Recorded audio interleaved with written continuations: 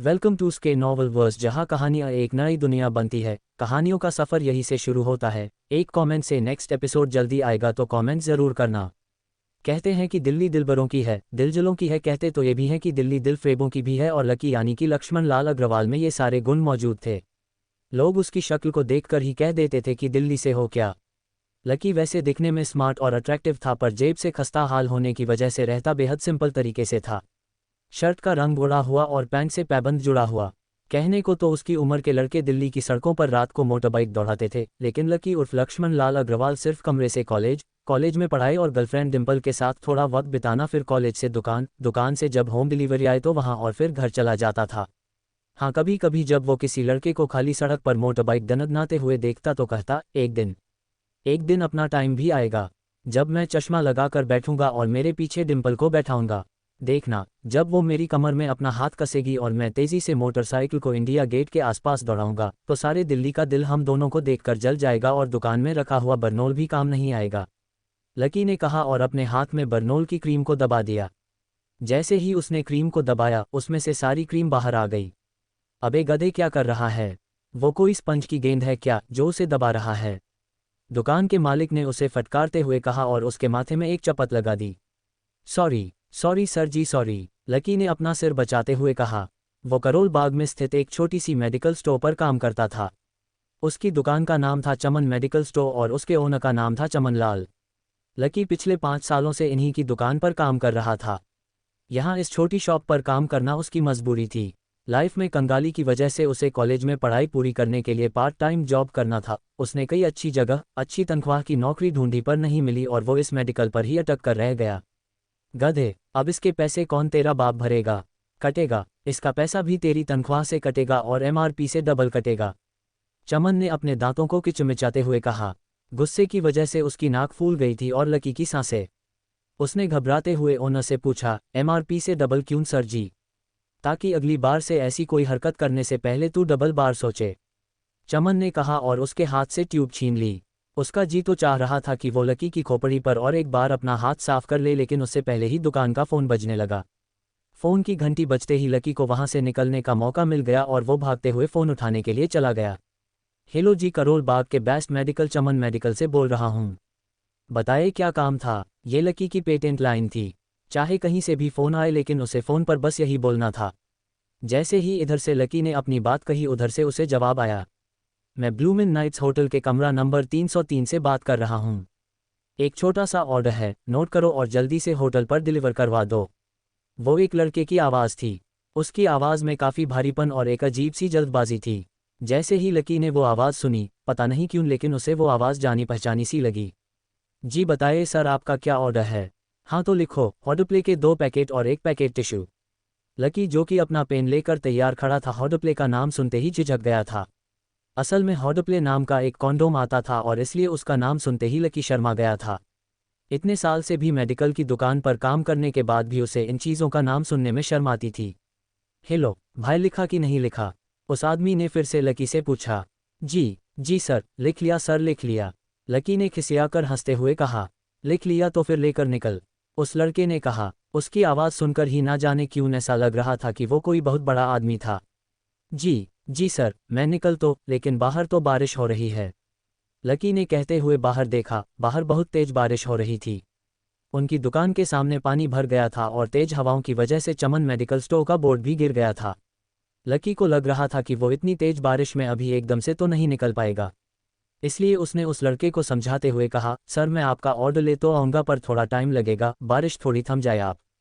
इससे पहले वो कुछ आगे बोल पाता, फ़ोन पर लड़का बोल पड़ा, तुम्हारे मालिक को पता है कि तुम मल्होत्रा जी के लड़के को मना कर रहे हो? बहस मत करो, बारिश हो रही है, इसलिए सारा सामान अच्छे से थैली में पैक करके लाना और लेट नहीं होना चाहिए, समझे? उस लड़के ने कहा और इससे पहले कि लकी आगे कुछ कह पाता, उसने फ़ोन काट दिया था। उधर से लकी के दुकान का ओनर उसे घूर कर देखे जा रहा था। लकी के हाथ में पेन और पेपर देखकर ही वो समझ गया था कि उसके पास कोई ऑर्डर आया था। आज वैसे भी इतनी बरसात होने की वजह से सुबह से इक्का दुक्का ग्राहक ही दुकान पर आए थे। ऐसे में उसकी दुकान का मालिक एक भी ऑर्डर को छोड़ना नहीं चाहता था। वो लकी को देख रहा था और लकी बारिश की ओर देख रहा था। बारिश का बहाना नहीं चलेगा, जाना पड़ेगा, चमन लाल ने कहा। मैं बहाना नहीं कर रहा सर, थोड़ी बारिश धीमी हो जाए तो मैं चला जाऊंगा, अभी आप खुद ही देखिए कितनी तेज बारिश है। वो पता नहीं कोई मिस्टर मल्होत्रा का बेटा है, कुछ ज़्यादा ही जल्दी में था सर जी, मैं साइकिल से तो पहुंच भी नहीं पाऊंगा इतनी जल्दी। लकी ने उनकी ओर देखते हुए कहा। क्या कहा, मिस्टर मल्होत्रा का बेटा? तू मेरी दुकान बंद करवाएगा क्या? अभी के अभी निकल उनका ऑर्डर लेके, वो हमारे बहुत पुराने कस्टमर हैं। चमन ने कहा। पर लकी ने कहा ही था कि चमन बोला। पर वर कुछ नहीं, तू मेरी मोटरसाइकिल ले जा। उन्होंने गुस्से में कहा। अरे सर जी, 200 के ऑर्डर में मुश्किल से 40 रुपये बचेंगे, इससे 3 गुना का तो पेट्रोल ही लग जाएगा, और अगर गाड़ी रास्ते में बंद हो गई तो और खर्चा। लकी ने समझाते हुए कहा। वो जानता था कि उसका मालिक इन सब बातों पर ध्यान नहीं देने वाला था। चमन लाल बोला, कोई बात नहीं, तू जा, चाहे जो हो जाए, ग्राहक नाराज नहीं होना चाहिए, और वो तो मल्होत्रा जी का बेटा है। चमन लाल ने मोटरसाइकिल की चाबी लकी की ओर उछालते हुए कहा। लकी ने चाबी पकड़ी, उसे देखकर उसके अंदर मिक्स फीलिंग्स आईं। एक तो वो खुश हुआ कि बड़े दिनों बाद बाइक चलाने को मिलेगी, पर वहीं दूसरी तरफ दुख इसलिए हुआ कि बाइक मिली भी तो ऐसी तेज बारिश में अगर खराब हो गई तो इसकी चपत भी उसके सर ही पड़ेगी। वो मुंह लटकाकर रेनकोट और हेलमेट पहनते हुए वहां से निकल गया। बाहर आके बाइक को देख के लकी ने मन में सोचा, चलो ठीक है, जो होगा देखा जाएगा, कम से कम बाइक चलाने को तो मिल रही है। दरअसल लकी इतने साल काम करने के बाद भी अपने लिए एक मोटरसाइकिल भी नहीं खरीद पाया था। लकी की तनख्वाह ही इतनी भर थी कि सिर्फ उसके कमरे का किराया, उसकी साइकिल में डालने वाली हवा का खर्चा, बिजली पानी का बिल और डिम्पल के साथ महीने में 1-2 बार बाहर खाने का खर्चा ही निकल पाता था। उसे डिम्पल की कही बात अक्सर याद आती थी। लकी, अगर अगले 2 महीने में बाइक नहीं खरीदी ना तो मैं तेरे से ब्रेकअप कर लूंगी देखना। असल में डिम्पल को लकी के साथ बाइक पर घूमने की बड़ी तमन्ना थी। लकी की इस उजाड़ जिंदगी में वही तो एक थी जिसके लिए जिंदा रहने को उसका जी चाहता था। जब भी वो उससे बाइक की बात करती तो लकी डिम्पल की इस बात को हंसकर टाल देता था। वो अपने मन में इस बात को अच्छे से जानता था कि डिम्पल उससे बहुत प्यार करती थी और वो उसे कभी छोड़कर नहीं जा सकती थी। वो दोनों एक दूसरे में ऐसे घुले मिले थे जैसे बादल में बरसात घुल जाती थी। लकी को डिम्पल बहुत पसंद थी और वो उसके लिए दुनिया जहां की खुशियां खरीद कर ला देना चाहता था। वो चाहता था कि एक दिन वो डिम्पल को प्लेन में बैठाए, लेकिन उसके ये सब ख्वाब इस कम तनख्वाह की नौकरी की वजह से तो कभी पूरे नहीं होने वाले थे। पर आज उसके पास मौका था। वो डिम्पल को अपने साथ इस बारिश में राजपथ घुमाना चाहता था। वो उसे दिल्ली दिखाना चाहता था। चमन लाल को देने के लिए उसने पहले से बहाना सोच रखा था। बस जल्दी से वो ये डिलीवरी देकर सीधे डिम्पल के पीजी पर ही जाने वाला था। उसने होटल ब्लूमिन नाइट्स के बाहर मोटरबाइक पार्क की और सीधा होटल के अंदर चला गया। लकी ने रिसेप्शन पर पहुंचकर नमस्ते करते हुए रिसेप्शनिस्ट को बोला, जी मैं चमन मेडिकल स्टोर से आया हूं, रूम नंबर 303 का ऑर्डर था। रिसेप्शन पर खड़ा आदमी उसके हाथ में काली थैली को देखकर ही समझ गया था कि उसमें क्या था और वो मंद मंद मुस्कुराते हुए बोला, 3rd फ्लोर पर है, लिफ्ट से चले जाओ, रेनकोट यहीं उतार देना। जैसा उस आदमी ने कहा, लकी ने वैसा ही किया और लिफ्ट में चढ़ने के कुछ ही देर के बाद वो तीसरे माले पर पहुंच गया था। वो रूम नंबर 303 के बाहर पहुंचा और उसने डोरबेल बजाए। जैसे ही दरवाज़ा खुला, लकी ने थैली आगे बढ़ाते हुए कहा, नमस्ते, मैं चमन मेडिकल स्टोर से लकी, ये आपका। इससे पहले कि लकी आगे कुछ कह पाता, उसकी आंखें फटी की फटी रह गई थीं। उसने अपने सामने जो देखा उसके बाद उसे ऐसा लगा कि बंद छत के नीचे भी उसके ऊपर आसमान से आकर एक जोरदार बिजली गिर गई थी। उसके सामने एक लड़की खड़ी थी। वो लड़की और कोई नहीं बल्कि उसकी गर्लफ्रेंड डिम्पल ही थी। उसने एक पर्पल कलर का नाइट गाउन पहना हुआ था। उसके काले घने बाल गीले थे और उसने उन्हें अपने कंधों पर फैला रखा था। उसकी खुशबू से ही ये चीज़ साफ पता चल रही थी कि वो अभी अभी नहाकर आई थी। डिम्पल, डिम्पल तुम यहाँ क्या कर रही हो? लकी को अपनी आंखों पर विश्वास ही नहीं हो रहा था। उसने 2 बार अपनी पलकें झपकाकर देखा, लेकिन दोनों बार उसे अपने सामने डिम्पल ही नजर आई। तुम यहाँ क्या मेरा पीछा करते हुए आए हो लकी? डिम्पल ने उल्टा उसी के ऊपर पलटवार करते हुए कहा। लकी को देखकर उसके दिल की धड़कन भी तेज हो गई थी। उसे उम्मीद नहीं थी कि लकी यहाँ आ जाएगा। उसने ना तो सुबह से उसे फ़ोन किया था और ना ही उसके मैसेज का कोई जवाब दिया था। वो अपने मन में सोचकर बैठी थी कि वो अगले दिन खुद ही उससे मिलकर बोल देगी कि उसकी तबीयत खराब थी। डिम्पल बेबी, क्या हो गया? किससे बात कर रही हो? अचानक से एक गबरू जवान सा लड़का दरवाजे के पास आकर खड़ा हो गया था। उसने बनियान और चड्ढा पहन रखी थी। लकी उसे पहचान गया था। साले राहुल के बच्चे, तेरी हिम्मत कैसे हुई मेरी डिम्पल को हाथ लगाने की? लकी ने जैसे ही राहुल को देखा, उसके तन बदन में मानो आग लग गई थी। वो उसे इस वक्त इतना बुरा मारना चाहता था, इतना बुरा पीटना चाहता था जिसकी कोई हद नहीं थी। लकी जिस कॉलेज में पढ़ता था, राहुल और डिम्पल भी उसी में पढ़ते थे और वो कॉलेज राहुल के फादर का ही था। डिम्पल ने राहुल के पिता की एक कंपनी में जॉब पकड़ ली थी और राहुल उस पर बहुत लाइन मारता था। लकी ने एक दो बार डिम्पल को उससे दूर रहने के लिए भी कहा था, लेकिन डिम्पल ने उसे ये कहकर टाल दिया था कि वो सिर्फ अच्छे दोस्त थे। आज भी इससे पहले कि वो आगे बढ़ता, डिम्पल उन दोनों के बीच में आ गई थी। रुक जाओ, डिम्पल ने गुस्से में कहा और लकी के सीने पर हाथ रखकर उसे रोक दिया। लकी लंबी लंबी सांसें ले रहा था और कुछ ही सांसों के बाद उसका गुस्सा शांत हो गया था। अब डिम्पल के पास भी छुपाने के लिए कुछ नहीं रह गया था, इसलिए उसने लकी से कहा, लकी, आज से तुम्हारा मेरा ब्रेकअप। लकी के पैरों के नीचे से ज़मीन खिसक गई थी। उसकी आंखें नम हो गई। लकी को उसकी बातों पर विश्वास ही नहीं हो रहा था। उसने डिम्पल की ओर देखा और बोला, डिम्पल, हम पिछले 1 साल से एक दूसरे के साथ हैं और तुम हो कि मुझसे ब्रेकअप करना चाहती हो। अरे मैं तो तुम्हारे लिए नई बाइक भी लेने वाला था। चल रहने दे, आज याद आ रही है तुझे बाइक की। अरे तेरे पास मुझे बाहर घुमाने के, खिलाने पिलाने के पैसे तो है नहीं, तू कहाँ से लेगा बाइक, और अगर ले भी लेगा तो उसमें पेट्रोल कहाँ से डलवाएगा। तेरी 8,000 रुपये महीने की नौकरी से ये सब नहीं होने वाला है, समझे। लोग हंसते हैं मेरे ऊपर जब मैं सरोजिनी में तेरे साथ घूमती हूँ। मैं ऐसी लाइफ नहीं जीना चाहती लकी। मैं तेरी तरह गरीब नहीं रहना चाहती। तूने मुझे फंसाया था, उल्लू बनाया तूने मुझे, इसलिए मैंने राहुल से मैचअप कर लिया है। आज से यही है मेरा बॉयफ्रेंड। डिम्पल ने गुस्से में कहा। अच्छा, तो बेबी यही है तुम्हारा वो बेकार सा एक्स बॉयफ्रेंड? राहुल ने पूछा और डिम्पल के बगल में आकर खड़ा हो गया। फिर उसने लकी के हाथ से थैली उठाई और उसमें से हॉटप्ले का पैकेट निकालकर उसे चिढ़ाने के लिए उसे हवा में लहराने लगा। बाप रे, इससे बदकिस्मत इंसान इस दुनिया में और कौन होगा, राहुल ने उसकी टांग खींचते हुए कहा। लकी के पास उसकी बात का कोई जवाब नहीं था। उसने गुस्से से डिम्पल को देखा और अपनी हाथों की मुट्ठी भींच ली, फिर वहां से निकल गया। अबे पैसे तो ले जा, सब कुछ फ्री ही दे जाएगा क्या, राहुल ने जोर से ठहाका लगाते हुए कहा, लेकिन लकी बिना उसकी बात सुने ही निकल गया। उसके दिमाग में डिम्पल के कहे शब्द गूंज रहे थे। उसने कभी सपने में भी नहीं सोचा था कि डिम्पल उसके साथ ऐसा भी कुछ कर सकती थी। जिस इंसान के लिए वो इतना कुछ करना चाह रहा था, उसे उसकी कोई कदर ही नहीं थी। लकी इतना हताश हो गया था कि बुरी तरह से रोने लगा था। इस बार वो लिफ्ट से नहीं बल्कि सीढ़ियों से नीचे उतरा और एक एक सीढ़ी उतरने के साथ उसके आंसू आंखों से छलकते जा रहे थे। जब उसकी आवाज़ सुनकर कुछ लोग अपने कमरे से बाहर आए तो लकी ने तुरंत अपने आंसू पोंछे और तेजी वहां से भाग गया। उसे जिंदगी में पहली बार प्यार हुआ था और पैसों की कमी की वजह से न सिर्फ उसका प्यार बल्कि उसकी पूरी जिंदगी बर्बाद हो गई थी। जैसे ही लकी बाहर आया तो उसने देखा कि बाहर अंधेरा हो गया था। आसमान में तेज बिजली कड़की और बारिश जो थोड़ी थमी थी एकाएक फिर झमाझम बरसने लगी। ये देख लकी के थमे हुए आंसू एक बार फिर छलक गए। उसका दिल बुरी तरह टूट चुका था, लेकिन उसे इस बात की खुशी भी हो रही थी कि आखिर आज उसे डिम्पल का असली चेहरा नजर आ गया था। वो तो उसके साथ घर बसाने की सोच रहा था, लेकिन अच्छा हुआ कि उसने पहले ही उसका घर बर्बाद होने से बचा लिया। लकी को दुख तो बहुत हो रहा था, पर उसे ये भी लग रहा था कि आगे चलकर यही दुख उसे खुशी देने वाला था। लेकिन और एक चीज़ थी जो लकी को परेशान कर रही थी, वो थी उसकी माली हालत। उसकी जेब इतनी तंग थी कि उसे फटी हुई जेब की पेंट पहनकर घूमना पड़ता था। कभी कभी तो लकी सिर्फ रोटी खाकर दिन काट देता था। वो कब से कोशिश कर रहा था कि कोई अच्छा काम पकड़ सके, लेकिन उसे कहीं कोई काम देने को राजी नहीं था। उसने टूटे हुए दिल को दिलासा देते हुए मन में सोचा कि डिम्पल पर होने वाले खर्चे बच जाने से शायद उसके हालात कुछ सुधर जाएंगे, पर फिर भी वो रातों रात रईस तो नहीं हो जाने वाला था। उसने ऊपर आसमान की ओर देखा और जोर से चिल्लाया, अगर इतना ही अनलकी बनाना था तो फिर नाम लकी क्यों रखा भगवान। वो जितनी जोर से चिल्ला सकता था उतनी जोर से चिल्लाया। उसकी आवाज़ से आसपास खड़े लोग एक बार को डर गए थे। लकी ऊपर ही देख रहा था और उसके आंसू बारिश के पानी के साथ मिल गए थे। जैसे ही वो फूटकर रोने को था तभी उसके फ़ोन पर एक मैसेज आया।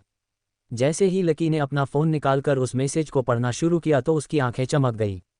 अचानक से उसके आंसू हंसी में बदल गए और वो ज़ोर ज़ोर से वहीं सड़क पर नाचने लगा।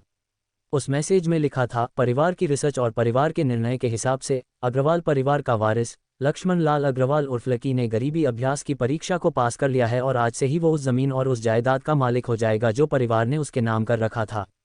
ये कैसा मैसेज था? आखिर कौन था लकी? क्या थी उसकी असलियत? और वो कैसे रातों रात ही अनलकी से हो गया था इतना लकी? उस मैसेज को पढ़ने के बाद बरसात में भी उसका चेहरा सूरज की तरह खिल उठा था। लकी ने इस मैसेज को पढ़कर ख़त्म किया ही था कि उसके फ़ोन पर बारिश की बूंदें जमा होने लगी थी। लकी ने थोड़ी देर की खुशी मनाने के बाद याद किया कि वो सच में गरीब नहीं था। असल में उसके परिवार ने उसे एक परीक्षा में डाल रखा था जिसका नाम था गरीबी अभ्यास परीक्षा। इस परीक्षा के तहत लकी को अग्रवाल खानदान में उसके नाम की ज़मीन और जायदाद पर तब तक हक नहीं मिलने वाला था जब तक कि वो इस परीक्षा को पास नहीं कर लेता। अचानक से उसे याद आया कि वो गरीब नहीं था बल्कि गरीब होने की परीक्षा दे रहा था। हालांकि परीक्षा देते देते उसे 8 साल हो गए थे, इसलिए उसे ऐसा एहसास हो रहा था कि वो कभी परीक्षा को पास नहीं कर पाएगा और हमेशा हमेशा के लिए गरीब ही रह जाएगा। अच्छा हुआ चली गई, अब मिलना कभी। लकी ने होटल की तीसरी मंजिल के ओर देखा और पानी के अंदर ही अपना पैर पटक दिया। वो डिम्पल को कोस रहा था। उसने अपनी मोटरसाइकिल उठाई और फिर से चमन मेडिकल स्टोर जाने के लिए मुड़ गया। अगले दिन जब लकी की आंख खुली तो वो सीधा उठा और तैयार होकर शहर के सबसे बड़े बैंक न्यू सिटी बैंक पहुंचा। न्यू सिटी बैंक ना सिर्फ शहर का सबसे बड़ा बैंक था बल्कि वो सबसे अमीर बैंक भी था। वहां पर शहर के सबसे अमीर लोगों के ही पैसे जमा किए जाते थे। लकी वहां पैसे को निकलवाने के लिए जा रहा था। New city bank south Delhi में था और उसके दरवाजे के बाहर महंगी से महंगी गाड़ियां खड़ी थीं। भाई अब इसमें से कौन सी गाड़ी लेगा? लकी ने मन ही मन सोचा। उसे यकीन नहीं हो रहा था कि कल तक वो एक मोटरसाइकिल तक नहीं खरीद पा रहा था और आज वो एक कार, और वो भी इतनी महंगी कार खरीदने की सोच रहा था। फिर उसने अपनी नज़र गाड़ी से हटाई और बैंक के अंदर जाने लगा। उसने देखा कि बाहर बहुत भीड़ थी और महंगे से महंगे कपड़े पहने हुए लोग बैंक के अंदर जा रहे थे। कहाँ दवाओं की बदबू और कहाँ ये खुशबू। उसने एक बहुत ही गहरी सांस के अंदर ज़्यादा से ज़्यादा खुशबू को समेटने की कोशिश करते हुए अपने मन में सोचा। लेकिन अगले ही पल उसके मन में संकोच पैदा हो गया था। रातों रात लकी की किस्मत तो बदल गई थी, लेकिन रातों रात वो उसके कपड़े नहीं बदल पाया था। इतने बड़े बैंक में वो वही कपड़े पहनकर आ गया था जो वो अक्सर अपने काम पर पहनकर जाता था। पैसे लेते ही सबसे पहले नए कपड़े खरीदूंगा, लकी ने अपने आप से कहा और फिर बैंक के अंदर दाखिल होने लगा। जैसे ही उसने दरवाजे को धक्का दिया उसे आवाज़ आई, आउच। लकी थोड़ा सा हड़बड़ी में दिखाई दे रहा था और इस जल्दबाजी के चक्कर में वो एक लंबे बाल वाली लड़की से जा टकराया था जो कि उसके बगल में ही चल रही थी। माफ़ करना, मैं आपको देख नहीं पाया, सॉरी। लकी ने तुरंत उससे हाथ जोड़कर माफ़ी मांगते हुए कहा। उस लड़की ने इतने अच्छे कपड़े पहन रखे थे कि उसे देखकर ही लग रहा था कि वो किसी अमीर घराने की लड़की थी, इसलिए सॉरी बोलते वक्त ना चाहते हुए भी लकी के हाथ उसके सामने जुड़ गए थे। लेकिन जब उस लड़की ने लकी के कपड़े और उसके हुलिये को देखा तो उसने अपनी नाकबोन सिकोड़ ली। वो लगभग हर रोज़ इस बैंक में आया और जाया करती थी, लेकिन उसने आज तक इस बैंक के अंदर लकी जैसे फटीचा आदमी को घुसते हुए नहीं देखा था। उसके बालों में से आंवले के तेल की गंध आ रही थी। उसने गुस्से भरी नज़रों से लकी को देखा और बोली, क्यों नहीं देख पाए? मैं क्या ट्रांसपेरेंट हूँ? तुम्हें इतनी बड़ी लड़की दिखाई नहीं देती? इससे पहले कि बात आगे बढ़ती, उस लड़की ने देखा कि इस बैंक की मैनेजर यास्मिन पटेल उन दोनों की ओर बढ़ी चली आ रही थी। उसने भी लकी को देखकर वैसी ही शक्ल बनाई थी जैसी शक्ल उस लंबी लड़की ने बनाई थी। I am so sorry miss, आपको कहीं लगी तो नहीं? यास्मिन ने उस लड़की से पूछा और फिर घिन भरी नज़रों से लकी की ओर देखने लगी। लकी तमतमाती आंखों से उन दोनों को देखे जा रहा था। वो जानता था कि उसने इतनी जोर से भी दरवाज़ा नहीं खोला था कि उसे चोट लग जाए, लेकिन असल में उसे ये नहीं मालूम था कि वो लोग उसे नहीं बल्कि उसके कपड़ों को देख रहे थे। यास्मिन ने लकी को ऊपर से नीचे तक देखा और ना जाने क्यों उसके मन में शक पैदा हो गया। क्या आप मुझे बता सकते हैं कि आप यहाँ पर किस काम से आए हैं? यास्मिन ने बड़ी मुश्किल से अपने चेहरे पर एक मुस्कान लाते हुए कहा। वो उसका हुलिया देखते ही समझ गई थी कि वो यहाँ का कस्टमर नहीं था। लकी ने अपने आप को संभाला और कहा, हाँ मैं वो अपना पैसा निकालने के लिए आया था। पैसा निकलवाने के लिए आए हो? यास्मिन ने लकी की ही बात को दोहराते हुए कहा। वैसे तो वो लकी की बात पर जोर से हंसना चाहती थी, लेकिन उसने अपने आप को थोड़ा सा काबू में कर लिया था। लकी की बात सुनकर उसे लग रहा था कि वो कोई पागल था जो यहाँ ज़बरदस्ती घुसा चला आया था। हाँ तो क्या आपके पास कार्ड है? यास्मिन ने उससे आगे पूछा। न्यू सिटी बैंक का कार्ड हासिल करना एक बहुत ही मुश्किल भरा काम था। अगर किसी को भी उस बैंक का कार्ड लेना था तो सबसे पहले उस आदमी को अपने खाते में कम से कम 5 लाख रुपए पहले से जमा करवा कर रखने पड़ते थे, तब जाकर उसे कहीं कार्ड मिलता था। लेकिन लकी तो पहली ही बार यहाँ आ रहा था, इसलिए उसके पास कार्ड होने की कोई संभावना नहीं थी। लकी जब यास्मिन के सवाल का जवाब नहीं दे पाया तो यास्मिन ने फिर से उससे पूछा, मैं पूछ रही हूँ क्या आपके पास कार्ड है? वो समझ गई थी कि लकी पागल ही था जो कहीं से भागकर सीधा उनके बैंक में आ गया था। कार्ड नहीं मेरे पास, लकी ने उसके सवाल का जवाब दिया और वो फिर से इधर उधर देखने लगा। जैसे ही उस लंबे बालों लड़की ने लकी का जवाब सुना तो वो खिलखिलाकर हंस पड़ी। यास्मिन को तो सिर्फ लग रहा था कि वो पागल है, लेकिन वो लड़की तो अपने मन में मान ही चुकी थी ये लड़का कोई पागल ही है जो कहीं झोपड़पट्टी से यहाँ आ गया है। इससे पहले कि आगे कोई कुछ कह पाता, उस लंबे बालों वाली लड़की के पिता वहाँ आए और बोले, चलो बेटी। उनके हाथ में कुछ कागजात थे। लकी ने देखा कि उन्होंने महंगा सा सूट पहन रखा था। उस लड़की ने यास्मिन के दोनों हाथों को पकड़ा और बोली, यास्मिन देखो, अगर इस तरह के सड़कछाप लोग तुम्हारे बैंक में ऐसे ही घुसे चले आने लगे और बाकी के कस्टमर्स को परेशान करने लगे तो इससे तुम्हारे बैंक की इमेज और उसके शेयर को काफ़ी नुकसान होगा। एक मैनेजर होने के नाते तुम्हें इन सब चीज़ों का ध्यान रखना चाहिए। मुझे उम्मीद है कि आगे से ऐसा कुछ नहीं होगा, उस लड़की ने कहा और अपने पिता के साथ बैंक के बाहर निकल गई। अपना ध्यान रखना कोयल मैडम, मैनेजर ने उसे उसकी गाड़ी तक छोड़ते हुए कहा। आज तो वो बाल बाल बच गई थी। कोयल और उसके पिता इस बैंक के सबसे पुराने और सबसे वफादार कस्टमर थे। अगर आज यास्मिन उन्हें नाराज़ कर देती और वो उसके बैंक से अपना खाता बंद करवा देते तो शायद यास्मिन की नौकरी तक जा सकती थी, और ये सब हो रहा था उस पागल लकी की वजह से।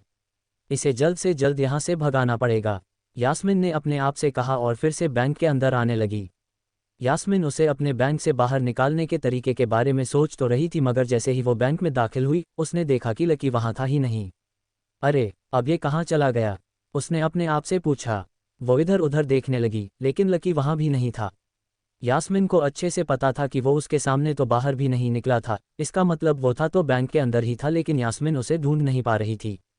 कुछ देर तक बैंक के सारे कोनों को देख लेने के बाद यास्मिन को लगा कि शायद लकी यहाँ बहुत ही असहज महसूस कर रहा होगा, और जब वो कोयल को दरवाजे पर छोड़ने के लिए आई थी तब उसके पीछे पीछे वो भी निकल गया होगा।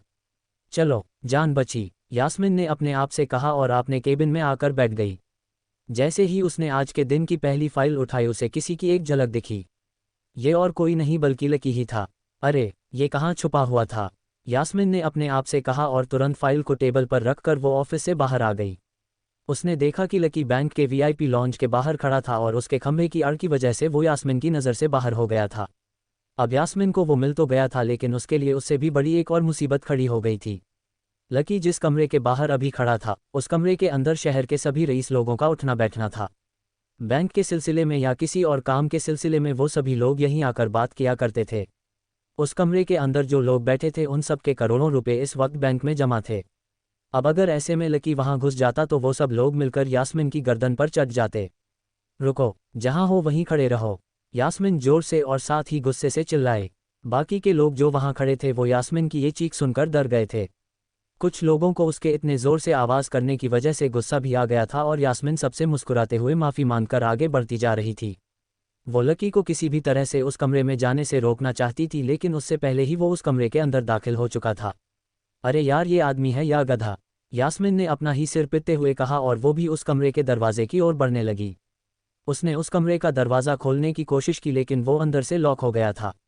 बाप रे, ये कैसा आदमी है, बिना परमिशन के अंदर घुसा तो घुसा लेकिन दरवाज़ा भी अंदर से बंद कर लिया। अब यास्मिन की सांस फूलती जा रही थी, उसे बहुत डर लग रहा था। उसका जी ये सोच सोचकर ही घबरा रहा था कि ना जाने अंदर लकी और उस रिलेशन मैनेजर के बीच में क्या हो रहा होगा। इधर जैसे ही लकी कमरे में दाखिल हुआ वहां का कस्टमर रिलेशन मैनेजर जो कि सोफे पर फैला हुआ था वो उसे देखते ही अचानक सीधा बैठ गया था। हेलो सर, कैसे हैं आप? उसके मुंह से बिना लकी को देखे यही शब्द निकले। उसे याद था कि इस कमरे में कुछ खास लोग ही आते थे और जो भी आते थे यास्मिन उनके आने की खबर उसे पहले ही दे देती थी, लेकिन इस वक्त जो आदमी उसके सामने खड़ा था उसे देखते ही वो भी अपनी जगह पर जम गया था। ना तो वो कहीं से भी वीआईपी लग रहा था और ना ही वो उसका कोई रिश्तेदार था। कौन हो भाई तुम, क्या चाहिए तुम्हें? उस मैनेजर ने उस 20 साल के जवान लड़के को देखते हुए कहा। मैं यहाँ अपना पैसा लेने के लिए आया हूँ, लकी ने सीधा मुद्दे की बात को मैनेजर के सामने रखते हुए कहा। तुम्हारे पास हमारा सुप्रीम कार्ड है?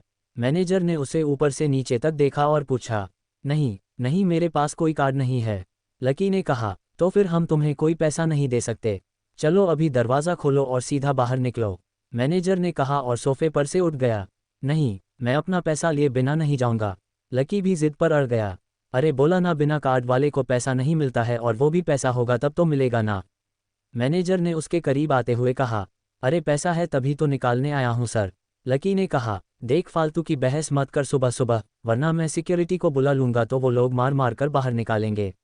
लकी ये सुनकर घबरा गया था। मैनेजर के चेहरे का गुस्सा उसे साफ नजर आ रहा था, लेकिन ऐसा भी नहीं था कि वो झूठ बोल रहा हो। भले ही उसके पास कार्ड नहीं था, लेकिन इसका मतलब ये नहीं था कि वो अग्रवाल खानदान का लड़का नहीं था। जैसे जैसे मैनेजर उसकी ओर बढ़ता जा रहा था लकी का डर भी बढ़ता जा रहा था। मैनेजर को लग रहा था कि वो कोई संकी था और वो उसे धक्के मारकर बाहर निकालने के लिए आगे बढ़ ही रहा था कि अचानक घबराए हुए लकी के दिमाग में क्या आइडिया आया, फिंगरप्रिंट। उसने अपना अंगूठा उस मैनेजर के सामने उठाते हुए कहा। फिंगरप्रिंट? कौन सा फिंगरप्रिंट? मैनेजर ने चौंकते हुए पूछा। अरे अरे, आपने कहा ना आपको कार्ड चाहिए, पर मेरे पास कार्ड नहीं है, फिंगरप्रिंट है, और मुझे मालूम है कि आपके यहाँ फिंगरप्रिंट से भी पैसा निकलते हैं। ये कहते ही लकी ने एक राहत की सांस ली थी। लेकिन मैनेजर को ये समझ में नहीं आ रहा था कि आखिर लकी को फिंगरप्रिंट की जानकारी मिली कैसे। तुम फिंगरप्रिंट यूज़ करना चाहते हो? मैनेजर ने लकी को घूरते हुए पूछा। लकी की शक्ल और उसका हुलिया मैनेजर के लिए उसकी बातों से मेल नहीं खा रहे थे। हाँ, मैं फिंगरप्रिंट यूज़ करना चाहता हूँ सर, लकी ने सीना चौड़ा करते हुए कहा। उसे इस तरह देख तो मैनेजर और भी कंफ्यूज हो गया था। मैनेजर ने सोचा कि उसे एक चांस देना चाहिए, इसलिए उसने लकी को फिंगरप्रिंट इस्तेमाल करने की इजाज़त दे दी थी। वो अपनी टेबल के पास गया और उसके दराज में फिंगरप्रिंट वाली मशीन ढूंढने लगा। 2-3 रोवर्स में झांकने के बाद आखिरकार उसे वो मशीन मिल गई थी। चुपचाप यहाँ पर अंगूठा लगाओ, मैनेजर ने मशीन को आगे बढ़ाते हुए लकी से कहा। लकी ने अपनी फटी हुई पैंट के पिछले हिस्से अपना अंगूठा पोंछा और फिर उस मशीन पर लगा दिया। 2 सेकंड के बाद मशीन में से एक आवाज़ आने लगी। उसके अंदर एक लाल बत्ती जल रही थी और वो जोर जोर बीप कर रही थी। तुम्हारा फिंगरप्रिंट मैच नहीं कर रहा है, मैंने पहले ही बोला था तुम्हारा कोई खाता नहीं है इस बैंक में। मैनेजर ने लकी को ऐसे देखा जैसे वो कोई बड़ा अपराधी था। मैनेजर उसकी पैंट की ओर देखने लगा। उसे लग रहा था कि लकी ने अपनी जेब में कोई हथियार छुपा रखा था और वो मैनेजर को बेवकूफ़ बना रहा था। इससे पहले कि लकी अपनी जेब से कोई बंदूक या बम निकालता, मैनेजर ने अपना फ़ोन निकाला और पुलिस का नंबर लगाने लगा। लकी ने उसकी स्क्रीन पर देख लिया था कि वो 100 नंबर पर फ़ोन लगा रहा था। लकी बुरी तरह से घबरा गया था। वो बहुत ही उत्साह और जोश में अंदर तो चला आया था, लेकिन उसे मालूम नहीं था कि वो इतनी बड़ी मुसीबत में फंसने वाला है। लकी बैंक के अंदर दाखिल तो हो गया था, लेकिन जब मैनेजर ने उससे पैसे निकालने के लिए कार्ड मांगा तो उसके पास कार्ड नहीं था। उसकी फटेहाल हालत देखकर पहले ही मैनेजर को गुस्सा आ रहा था और अब ऊपर से लकी ने ये डिमांड रख दी कि वो फिंगरप्रिंट से पैसे निकालना चाहता था, लेकिन पानी तब सर से ऊपर निकल गया जब उसकी उंगली मैच ही नहीं हुई। मैनेजर ने फ़ोन निकाला और पुलिस को फ़ोन लगाने लगा। अरे अरे, ये क्या कर रहे हो? देखिए सर, मेरी बात सुनिए, मैं कोई क्रिमिनल नहीं हूँ। हो सकता है कि मैंने गलत उंगली लगा दी हो, बस आप मुझे एक लास्ट बार फिंगरप्रिंट लगाने दो प्लीज़, लकी ने उसके सामने हाथ जोड़ते हुए कहा। अगर ये उंगली भी नहीं लगी ना तो फिर ये मत कहना कि मैं अगली उंगली ट्राई करके देखता हूँ। बार बार ऐसा नहीं चलने वाला है। अगर ये वाली काम नहीं की तो मैं सीधा पुलिस को फ़ोन कर दूंगा, मैनेजर ने लकी को धमकाते हुए कहा। उसने अपने एक हाथ में मशीन और दूसरे हाथ में मोबाइल पकड़ा हुआ था। उसकी स्क्रीन पर उसने पुलिस का नंबर खोल रखा था और उसका अंगूठा हरे बटन पर ही टिका हुआ था। इधर लकी ने फिर से अपने सीधे हाथ की उंगली को अपनी पेन से साफ किया और भगवान का नाम लेकर उसे उस मशीन पर लगा दिया। जैसे ही उसकी उंगली उस मशीन पर पड़ी, अब की बार फिर मशीन में से एक आवाज़ और वो चमक कर हरी हो उठी थी। तभी मैनेजर के मोबाइल पर मैसेज आया। मैनेजर ने इस मैसेज को पढ़ना शुरू किया। वेरिफिकेशन सक्सेसफुल, खाता -1, नाम लक्ष्मण लाल अग्रवाल, खाता नंबर 01104। जैसे ही मैनेजर ने इस मैसेज को देखा उसकी आंखें फटी की फटी रह गई थी। उस मशीन पर चमकती लाइट को देखते हुए लकी की आंखों में भी चमक आ गई थी। लकी उस हरी बत्ती को देखते ही झूम उठा था और फिर उसने मैनेजर को घूर कर देखा। उसके दिमाग में वो सारी बातें चल रही थी जो मैनेजर उसे अभी थोड़ी देर पहले सुना रहा था। इधर मैनेजर ने भी उसके आगे हाथ जोड़े और खिसियाकर हंसते हुए कहा, लक्ष्मण सर, प्लीज़ मुझे माफ़ कर देना। मैं इस ब्रांच में नया आया हूं और इसलिए मुझे मालूम नहीं था कि आप कौन हो। मैं इस ब्रांच का कस्टमर मैनेजर शशिकांत वर्मा हूं। प्लीज़ आगे भी मेरा ध्यान रखना सर, प्लीज़। Sorry sir. हाँ ठीक है, तुम बस मुझे ये बताओ कि मेरे खाते में कितने पैसे रखे हुए हैं, लकी ने कहा और वो अब सोफे पर बैठ गया। मैनेजर उसके सामने खड़ा हुआ था और उसके खाते की जानकारी अपने फ़ोन पर ही निकाल रहा था। उसने अपने फ़ोन पर इधर उधर कुछ उंगलियां चलाई और बोला, हो गया सर, आपके खाते में इस वक्त 90,80,70,650 रुपये रखे हुए हैं। शशिकांत के खुद के होश इतनी बड़ी रकम को देखने के बाद उड़ गए थे। उसे विश्वास नहीं हो रहा था कि इस आदमी के खाते में इतना पैसा भी हो सकता था। लकी की शक्ल देखकर तो यही लग रहा था कि उसकी उम्र 20-22 साल से ज़्यादा नहीं थी। ऐसे में अगर उसके खाते में इतना सारा पैसा रखा हुआ था तो ये वाकई बहुत बड़ी बात थी। शशिकांत अपने मन में यही सोच रहा था कि दुनिया के 99% लोग अपनी पूरी ज़िंदगी काम करने के बाद भी इतना पैसा नहीं कमा सकते थे जितना कि लकी के खाते में इतनी छोटी सी उम्र में रखा हुआ था। लेकिन लकी ने इधर जब उसके फ़ोन में अपने खाते में पड़ी हुई जानकारी को देखा तो उसे कुछ अजीब लगा। उसे लग रहा था कि उसे तुरंत इतने पैसों के हिसाब से अब अपनी ज़िंदगी को ढालने की कोशिश करनी शुरू कर देना चाहिए था, वरना उसके साथ वही सब होने वाला था जो कि आज बैंक में उसके साथ हुआ था। अरे सर, खाते में पैसे के अलावा और भी चीज़ें हैं जो कि मैं आपको बताना चाहता हूँ सर। मैनेजर ने फिर से अपने फ़ोन पर उंगलियां फिराई और बोला, सर, एक तो आपके खाते से यहाँ एक फेरारी जुड़ी हुई दिखा रहा है। इसके अलावा आपके खाते में 2 किलो सोने की 100 ईंटें रखी हुई है, 5 किलो सोने की 20 ईंटें हैं, पिकासो की 3 असली पेंटिंग है, 20 हीरे है 24 कैरेट के और भी बहुत कुछ है सर। मैनेजर ने हाँफ कर अपना पसीना साफ करते हुए कहा। इतना सारा धन देखने के बाद शशिकांत की तो आंखें ही बाहर निकलने को हो आई थी। उसने कभी लकी जितना अमीर आदमी अपनी ज़िंदगी में कहीं नहीं देखा था। जितना पैसा, सोना और जायदाद उसके पास था उसका 10% भी इस ब्रांच में किसी और के पास नहीं था। ठीक है, चलो अब मुझे एक कार्ड दे दो, लकी ने अपने दोनों हाथों को अपने सिर के पीछे रखते हुए कहा। जी जी, मैं अभी आपके लिए एक नया कार्ड बनवा देता हूँ सर। बस मुझे 10 मिनट दीजिए सर, 10 मिनट, शशिकांत ने कहा और फिर लकी के सामने से निकल गया। जितनी देर में लकी ने अपने फ़ोन में फिर से उस मैसेज को खोलकर देखा, उतनी ही देर में मैनेजर उसके लिए एक चमचमाता हुआ सुप्रीम कार्ड लेकर उसके सामने आ गया था। लेकिन उस कार्ड को देखने के बाद ना जाने क्यों मैनेजर को ऐसा लग रहा था कि ये कार्ड लकी की संपत्ति के आगे कुछ भी नहीं था। फिर भी मैनेजर इसमें कुछ नहीं कर सकता था क्योंकि वो जानता था कि उसके पास इस ब्रांच में इससे बड़ा और कोई कार्ड नहीं था। इसलिए फिलहाल तो वो लकी को यही दे सकता था। उसने उस कार्ड पर लकी का पूरा नाम लक्ष्मण लाल अग्रवाल गुदवा लिया था।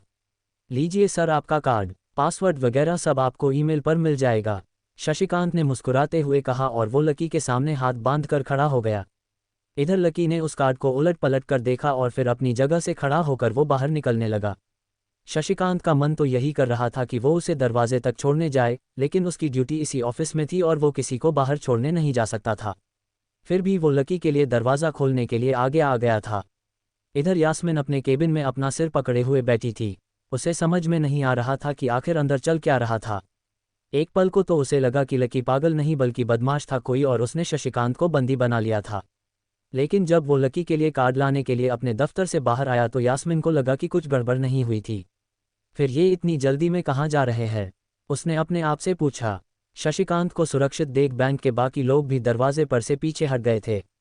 वैसे भी उसे देखते ही सब लोग अपनी अपनी जगह पर वापस दौड़े चले जाते थे। शशिकांत का खौफ ही ऐसा था कि उसकी आंखों की झलक भर से खड़ा कर्मचारी जाकर अपनी कुर्सी पर बैठ जाता था। लेकिन एक बार शशिकांत के बाहर आने के बाद वो दोबारा बाहर नहीं आया था और ना ही लकी कमरे से बाहर आया था। इधर यास्मिन परेशान हुए जा रही थी। वो जानती थी कि अगर कुछ भी गड़बड़ होती तो सबसे पहले उसकी नौकरी जाने वाली थी। उसने बड़ी मुश्किल से और मेहनत करके इस नौकरी को हासिल किया था और वो किसी पागल की वजह से इसे अपने हाथ से जाने नहीं देना चाहती थी। जैसे ही परेशान यास्मिन ने अपनी नज़र उठाकर फिर से उस कमरे की ओर देखा तो पाया कि लकी बहुत ही आराम से उस कमरे से बाहर निकलकर दरवाजे की ओर बढ़ता चला जा रहा था। ओए रुको, तुम इस तरह से नहीं जा सकते, यास्मिन जोर से चिल्लाए और भागते हुए लकी के पास चली गई। तुम्हारी हिम्मत कैसे हुई ज़बरदस्ती हमारे वीआईपी रूम में घुसे चले जाने की, यास्मिन ने गुस्से से पूछा। उसका मन तो यही कर रहा था कि वो अभी लकी का गिरेबान पकड़कर उसे झकझोर दे, लेकिन उसने अपने आप को रोक रखा था। मैंने पहले भी तो कहा था, मैं यहाँ सिर्फ अपना पैसा लेने के लिए आया था, लकी ने कहा और मुस्कुराने लगा। यास्मिन ने देखा कि उसके हाथ में एक सुप्रीम कार्ड था और वो उसकी उंगलियों के बीच चमक रहा था। यास्मिन के दिमाग में आया कि लकी ने ये कार्ड अंदर से चुरा लिया था और इससे पहले कि वो यहाँ से चोरी करके भागता, यास्मिन जोर से चिल्लाई, सिक्योरिटी सिक्योरिटी। उसकी आवाज़ को सुनते ही दो बंदूक वाले गार्ड भागे भागे यास्मिन के पास आए। ये चोरी करके भाग रहा था, पकड़ो इसे। लकी ने जब यास्मिन के मुंह से ये बात सुनी तो उसके कान खड़े हो गए। इससे पहले कि वो वहां से अपनी जान बचाकर भाग पाता, सिक्योरिटी वालों ने उसे धर दबोच लिया था और उसकी जेब टटोलने लगे थे। इधर यास्मिन ने देखा कि उस सुप्रीम कार्ड पर उसने अपना नाम भी गुदवा लिया था। तुम्हारी इतनी हिम्मत कि तुमने शशिकांत सर को डराकर इस पर अपना नाम भी लिखवा लिया। इसकी जेब चेक करो, यास्मिन ने गुस्से से कहा। दोनों में से एक गार्ड लकी की जेब टटोलने लगा था। लकी को समझ में नहीं आ रहा था कि आखिर ये लड़की उसे समझ क्या रही थी। अगर उसे इसके खाते या इसकी संपत्ति या सिर्फ इसके परिवार के बारे में भी पता चल जाता तो भी यास्मिन उसके पैरों में गिर जाती। इससे पहले कि लकी अपनी सफाई में खुद कुछ कह पाता, एक गार्ड बोला, मैडम, इसकी जेब में तो कुछ नहीं है, बल्कि फटी हुई जेब है इसकी। तभी उसकी बात को सुनकर दूसरे सिपाही ने कहा, मैडम, हो सकता है कि ये इसी जेब में चाकू रख कर लाया हो और निकालते वक्त उसी चाकू से उसकी जेब फट गई होगी, मुझे तो ऐसा ही लग रहा। अरे पागल हो क्या, ये सब क्या बोल रहे हो शशिका। इससे पहले कि लकी कुछ कह पाता, एक गार्ड ने उसके दोनों हाथों को मरोड़ दिया था। इधर यास्मिन अपने मन में सोच रही थी कि अगर वो चाकू लाया था तो फिर वो चला कहाँ गया था। बाप रे, अचानक से यास्मिन की आंखें बड़ी सी हो गई। उसे लगा कि लकी ने उस चाकू से शशिकांत का खून कर दिया था। यास्मिन ने तुरंत अपना फ़ोन निकाला और पुलिस को फ़ोन मिलाते हुए कहा, हेलो पुलिस स्टेशन, मैं न्यू सिटी बैंक से बोल रही हूँ। हमारे बैंक में एक सनकी चोर घुस आया है और उसने हमारे कस्टमर मैनेजर का खून कर दिया है। आप प्लीज़ जल्दी आ जाए। यास्मिन ने इधर इतना कहा और फ़ोन रख दिया। तब तक दोनों गार्ड ने लकी को नीचे घुटनों के बल बैठा दिया था और उसके सिर पर बंदूक रख दी थी। जैसे ही बाकी के लोगों ने भी अपनी आंखों के सामने ये मंजर देखा तो वो सब लोग भी लकी के आसपास घेरा बनाकर खड़े हो गए थे। अंदर बैठे मैनेजर ने जब इस हलचल को देखा तो वो भी अपना सारा सिस्टम बंद करके बाहर आ गया। अरे क्या हो रहा है ये सब? उसने जोर से आवाज़ देते हुए पूछा। जैसे ही सब लोगों ने उसकी आवाज़ सुनी तो वो चौंक गए और शशिकांत वर्मा की ओर देखने लगे। देखने वालों में यास्मिन भी शामिल थी और उसने देखा कि उसका मैनेजर तो जिंदा और सही सलामत उसकी आंखों के सामने खड़ा था। सर, आप जिंदा है, यास्मिन ने खुशी और आश्चर्य भरे भाव के साथ शशिकांत की ओर देखते हुए कहा। लेकिन अगले ही पल में उसकी खुशी की जगह दुख ने ले ली थी। उसे एहसास हो रहा था कि आखिर उसने कितनी बड़ी गलती कर दी थी। यास्मिन ने अपनी ही जुबान काट ली थी और उसके जले पर नमक छिड़का शशिकांत ने। उसने कहा, मैं क्यों इतना जल्दी मरने लगा? और तुमने ये सब क्या तमाशा लगा रखा है? उसने कहा और फिर उस भीड़ की ओर बढ़ने लगा। जैसे ही वो आगे आया उसने देखा कि उन लोगों ने लकी को गन पॉइंट पर बैठा रखा है। अरे किसने किया ये? शशिकांत तुरंत लकी की ओर दौड़ा और उसने उसके पास खड़े दोनों गार्ड को हटा दिया। फिर उसने लकी को उठाने के लिए अपना हाथ उसकी ओर बढ़ा दिया और बोला, sir, I am really sorry sir. इस बेवकूफ़ी के लिए मैं आपसे माफ़ी मांगता हूँ sir, I am really sorry sir. Shashikant उसके पैरों में ही गिरने को हो गया था। लकी उसका हाथ पकड़कर खड़ा हुआ और फिर यास्मिन की ओर घूरने लगा। आप पूछ रहे थे ना कि ये किसने किया? इसने किया, और इसने सिर्फ इतना ही नहीं किया बल्कि इसने पुलिस को भी बुला लिया। इसे लग रहा था कि मैं कोई क्रिमिनल हूं जिसने आपका खून कर दिया है और आपसे ये कार्ड चुरा कर भाग रहा हूं, ये कार्ड जो आपने मुझे दिया है। लकी ने यास्मिन की ओर उंगली दिखाते हुए कहा। अचानक सब लोग पीछे हटकर यास्मिन को देखने लगे थे। यास्मिन घबराई हुई सी कभी फर्श को तो कभी छत को देखे जा रही थी। यास्मिन, जो मैं सुन रहा हूं क्या वो सच है? शशिकांत ने उसे घूरते हुए गुस्से से पूछा। उसकी आंखों में छुपे गुस्से को यास्मिन बर्दाश्त नहीं कर पा रही थी, इसलिए उसकी ना तो लकी से और ना ही शशिकांत से नज़र मिलाने की हिम्मत हो रही थी। फिर भी वो जानती थी कि उसका चुप रहना इस वक्त उसी के लिए बहुत खतरनाक हो सकता था, इसलिए उसने कहा, सर, ये सब मेरी गलती है, ये मेरी मिसअंडरस्टैंडिंग है सर। मुझे लगा कि ये ज़बरदस्ती अंदर घुस आया है और इसने आपके ऊपर हमला करके आपसे ज़बरदस्ती ये कार्ड बनवा लिया और फिर आपको मार दिया सर, यास्मिन ने घबराते हुए कहा। उसकी डरी सहमी सी आंखों में अब आंसू भी आ गए थे। मैनेजर ने जब उसकी ये बात सुनी तो उसने अपना सिर पकड़ लिया। यास्मिन जैसी समझदार लड़की इतनी बड़ी भूल कैसे कर सकती थी? उसने लकी को पहचाना ही नहीं था। खैर, मैनेजर को लगा कि इसमें उसकी कोई गलती नहीं थी। जब वो खुद लकी को नहीं पहचान पाया था तो फिर यास्मिन कैसे पहचान पाती?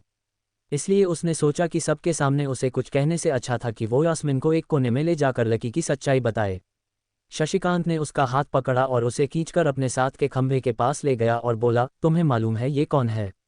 अरे ये लक्ष्मण लाल अग्रवाल है, अग्रवाल खानदान का वारिस। तुम्हें पता है ना कि अग्रवाल खानदान का खाता हमारे बैंक की जितनी भी शाखाएं हैं उसका सबसे बड़ा खाता है। यास्मिन ने जैसे ही ये नाम सुना उसके पैरों के नीचे से ज़मीन खिसक गई थी। वो जानती थी कि आज न्यू सिटी बैंक अगर इतनी ऊंचाइयों पर पहुंचा था तो उसके पीछे अग्रवाल खानदान का सबसे बड़ा हाथ था। इस बात का जिक्र उससे तब भी किया गया था जब उसने नौकरी ज्वाइन की थी। तुम्हें पता है इस लड़के के नाम पर कितनी प्रॉपर्टी है? ये अपने दम पर इस पूरे एरिया को खरीद सकता है। शशिकांत ने उसके कानों में फुसफुसाते हुए कहा। यास्मिन जैसे जैसे लकी को देखे जा रही थी वो बड़ी बड़ी आंखों से उसे घूरे जा रही थी। लकी कभी उन दोनों को देख रहा था तो कभी अपने आसपास खड़े लोगों को देख रहा था। अब सबसे पहले तो पुलिस को फ़ोन करो और उनसे कहो कि हमसे गलती हो गई थी और उसके बाद जाकर तुम उनसे भी माफ़ी मांगो। अगर उसने तुम्हें माफ़ कर दिया तो तुम्हारी किस्मत, वरना समझ लेना कि तुम्हारी नौकरी तो गई। शशिकांत ने कहा और दौड़कर लकी के पास जाकर खड़ा हो गया। इधर यास्मिन अभी भी वहीं की वहीं खड़ी थी। अभी अभी शशिकांत उसे जो बताकर गया था वो यास्मीन पचा ही नहीं पा रही थी। उसे लग रहा था कि इसमें उसकी कोई गलती नहीं थी, लेकिन कोई उसकी सुनने वाला नहीं था। बैंक उस छोटी सी मैनेजर के चक्कर में अपने सबसे बड़े कस्टमर को छोड़ने वाला नहीं था। अब मेरे पास और कोई रास्ता नहीं बचा है, यास्मिन ने निराश होते हुए अपने आप से कहा और फिर अपनी जेब से फ़ोन निकालकर पुलिस थाने में फ़ोन लगाया। जैसे ही यास्मिन ने पुलिस वालों से ये कहा कि उससे गलती हो गई और जिसे वो बदमाश समझ रही थी असल में वो बदमाश नहीं बल्कि शहर के सबसे बड़े रईस का बेटा था, तो उधर से आवाज़ आई, मैडम सॉरी, लेकिन अब तो गाड़ी निकल गई है, वहाँ पहुँचती ही होगी। अब आपको जो भी कहना है इंस्पेक्टर साहब से कह देना। और उस पुलिस वाले ने फ़ोन काट दिया। मर गए, यास्मिन ने अपने आप से निराश होते हुए कहा। उसके हाथ थर थर कांपने लगे थे। उसे समझ में नहीं आ रहा था कि अब वो क्या करे। अब उसके पास लकी से माफ़ी मांगने के अलावा और कोई चारा नहीं था। लेकिन अगर लकी सर ने मुझे माफ़ नहीं किया और उल्टा मेरे ऊपर डेफमेशन का चार्ज लगा दिया तो, यास्मिन ने अपने आप से कहा और अब वो और भी ज़्यादा घबरा गई। उसने देखा कि लकी उसे घूर कर देख रहा था। शशिकांत वर्मा कोशिश कर रहा था कि वो लकी को शांत करवाने के लिए पानी पिला दे या फिर उसे बैठा दे, लेकिन लकी वहां से हिलने का नाम तक नहीं ले रहा था। यास्मिन उसके पास पहुंच गई थी। वैसे तो वो जानती थी कि उसके माफ़ी मांगने से उसकी किस्मत बदलने वाली तो नहीं थी, फिर भी उसने एक बार कोशिश करनी चाहिए और लकी से कहा, सर मैं आपको गलत समझ रही थी, एक्चुअली आपके। यास्मिन ने उसके कपड़ों को देखा और एक सांस लेते हुए आगे बोली, सर प्लीज़ मुझे माफ़ कर दीजिए सर, मेरा इंटेंशन आपको हर्ट करने का बिल्कुल भी नहीं था। मैं तो जो कुछ कर रही थी बैंक की सेफ्टी के लिए कर रही थी, यास्मिन ने कहा और नीचे देखने लगी। इट्स ओके, कोई बात नहीं है, लकी ने कहा और उसके हाथ से अपना सुप्रीम कार्ड लेकर निकल गया। यास्मिन को अपने कानों पर विश्वास ही नहीं हो रहा था। वो मान ही नहीं पा रही थी कि लकी ने उसे माफ़ कर दिया था। उधर लकी को अपने आप पर विश्वास नहीं हो रहा था कि वो रातों रात इतना अमीर हो गया था। लकी न्यू सिटी बैंक से अपना सुप्रीम कार्ड लेकर निकल गया था। असल में उसे क्लास जाने में देर हो रही थी, इसलिए वो बिना यास्मिन को कुछ कहे या उसे सबक सिखाए वहां से निकल आया था। लकी दिल्ली यूनिवर्सिटी के ही एक कॉलेज में पढ़ता था। जैसे ही वो कॉलेज के अंदर दाखिल हुआ, उसका पैर एक कीचड़ से भरे गड्ढे में पड़ गया। ओह शिट, उसने अपने आप से कहा और अपने जूतों को पास की सड़क और साफ करने लगा। वो कॉलेज एडमिनिस्ट्रेशन के दफ्तर को देखकर कोस रहा था। कॉलेज की सड़कों पर इतने सारे गड्ढे हो गए थे, लेकिन वो लोग एक भी गड्ढा नहीं भरवा रहे थे। जब भी लकी इस चीज़ की कंप्लेंट करने के लिए वहां जाता था, तो वो उसे ये कह देते कि फंड नहीं है। उसने जैसे तैसे अपना जूता तो साफ कर लिया था, लेकिन वो अपनी पेंट पर लगे कीचड़ के दाग को साफ नहीं कर पाया था। वो बाथरूम की ओर जा पाता, इतने में क्लास की घंटी बज गई थी। वो भागते हुए क्लास में पहुंचा। उसने दरवाजे के बाहर से ही देखा कि प्रोफेसर कमलनाथ मिश्रा पोडियम पर आ गए थे और उन्होंने आज के लेक्चर की शुरुआत कर दी थी। जैसे ही उनकी नज़र बाहर खड़े लकी पर पड़ी तो उनकी आंखें निराशा से भर आई। इधर लकी का सिर भी शर्म से झुक गया था और उसे अंदर ही अंदर बुरा लग रहा था। कॉलेज में जितने भी प्रोफेसर थे, उनमें से कमलनाथ जी को लकी सबसे ज़्यादा पसंद करता था। बाकी प्रोफेसर ये बात जानते थे कि लकी पढ़ाई के साथ साथ जॉब भी करता था, इसलिए उसका पढ़ाई में ध्यान नहीं था, इसलिए वो भी लकी के ऊपर ज़्यादा ध्यान नहीं देते थे। कुछ लोग तो पूरी क्लास के सामने उसका मजाक भी उड़ाते थे, लेकिन सिर्फ कमलनाथ जी ही ऐसे प्रोफेसर थे जो उसके साथ बराबरी का व्यवहार करते थे। लकी बिना कुछ कहे वैसे ही अपना सिर नीचे झुकाए क्लास में दाखिल हो गया था। जैसे ही उसके पैर क्लास में पड़े, सभी लोग उसी की ओर देखने लगे। अबे, ये फटीचर कब से लेट आने लगा? सूरज पश्चिम से उग सकता है, लेकिन ये कभी लेट नहीं हो सकता। आज क्या हो गया इसे? एक लड़के ने लकी को चिढ़ाते हुए कहा। इसकी पेंट तो देखो यार, कितनी गंदी है। भाई क्लास में लड़कियां भी होती है, कम से कम कपड़े तो ढंग के पहन के आ यार। दूसरे लड़के ने कहा और ये सुनकर उसके पास में बैठी लड़की उसके ऊपर हंस दी और बोली, अरे कहाँ से पहन कर आता, कपड़ों के लिए पैसे तो है नहीं इसके पास। एक ये कपड़ा है इसके पास, बहुत है इसके लिए। क्लास में बैठे सभी लोगों ने लकी के ऊपर फप्तियां कसनी शुरू कर दी थी। हर कोई उसके बारे में कुछ ना कुछ कहे जा रहा था। ऐसा नहीं था कि लकी ये सब आज ही सुन रहा था, इस तरह की फप्तियों का सामना वो रोज़ करता था। रोज़ उसे ऐसी बातें सुनकर बुरा भी लगता था और आज भी उसने अपना सिर तो नीचे झुका ही रखा था, लेकिन आज उसके चेहरे पर एक मुस्कान थी। इन लोगों को पता नहीं था कि ये अनिल की आज कितना लकी होकर आ रहा था। जैसे ही क्लास में बैठे बच्चों का शोर बढ़ने लगा, उधर से कमलनाथ जी ने चिल्लाते हुए कहा, आपस में बात करना बंद करो। अगर तुम लोग इसी तरह बात करते रहोगे तो मैं आगे नहीं पढ़ाऊंगा। सभी लोग शांत होकर उनकी बात सुनने लगे। तब तक लकी भी अपनी कुर्सी पर जाकर बैठ गया था। कमलनाथ जी ने फिर से पढ़ाना शुरू किया और पढ़ाते पढ़ाते ना जाने क्यों उनकी नज़र बार बार लकी की ओर जा रही थी। लकी को समझ में नहीं आ रहा था कि कमलनाथ जी ऐसा जानबूझकर कर रहे थे। उनकी आंखों को देखकर ऐसा लग रहा था कि उनमें लकी के लिए ढेर सारा गुस्सा भरा हुआ था। उसे ऐसा लग रहा था कि शायद वो अपने प्रोफेसर की उम्मीदों पर खरा नहीं उतर रहा था। थोड़ी ही देर में कमलनाथ जी की क्लास खत्म हो गई थी। आज की क्लास यहीं खत्म होती है। कल आप सबको क्या काम करके लाना है वो मैंने यहाँ लिख दिया है। कल मिलते हैं आप सब से, कमलनाथ जी ने कहा और क्लास से बाहर चले गए। जैसे ही वो बाहर गए, पीछे वाले दरवाजे से किसी की आवाज़ आई, डिम्पल। जैसे ही वो आवाज़ सबके कानों में पड़ी, सब लोग क्लास के पीछे वाले दरवाजे की ओर देखने लगे। वहाँ और कोई नहीं बल्कि डिम्पल का नया बॉयफ्रेंड राहुल खड़ा था। सब लोग राहुल को अच्छी तरह से जानते थे। राहुल ने दरवाजे से झांक कर देखा तो वहाँ कोई नहीं था। वो धीरे धीरे कमरे में दाखिल हुआ और सीधा डिम्पल के पास चला गया। डिम्पल खिड़की के पास बैठी हुई थी। जैसे ही राहुल उसके पास पहुंचा, डिम्पल ने अपने हाथ उसकी गर्दन में किसी हार की तरह डाल दिए और वो उसकी बाहों में झूम उठी। उधर राहुल ने भी डिम्पल को सबके सामने चूम लिया। ये नज़ारा देखते ही सबकी नज़रें लकी के ऊपर जा टिकी। सबको अभी तक तो यही पता था कि डिम्पल लकी की गर्लफ्रेंड है। किसी को इस बात की खबर नहीं थी कि उन दोनों का ब्रेकअप हो गया था। डिम्पल को राहुल की बाहों में देखकर लकी के तन बदन में आग तो लग गई थी, लेकिन फिर भी वो शांत होकर वहीं बैठा हुआ था और उसने अपने गुस्से पर काबू कर लिया था। अरे भाई, ये सब क्या हो रहा है? उसके एक दोस्त ने आकर लकी से कहा। होने देना यार जो हो रहा है, लकी ने कहा। उसका इस बारे में किसी से बात करने का कोई मन नहीं कर रहा था। अरे भाई, तुझे पता है ये राहुल कितना चालू आदमी है? अभी तक इस कॉलेज की 5 लड़कियों को फंसा चुका है और ये डिम्पल छठी है। लकी के दोस्त प्रीतम ने उससे कहा। उसकी बात सुनते ही लकी ने प्रीतम को घूर कर देखा।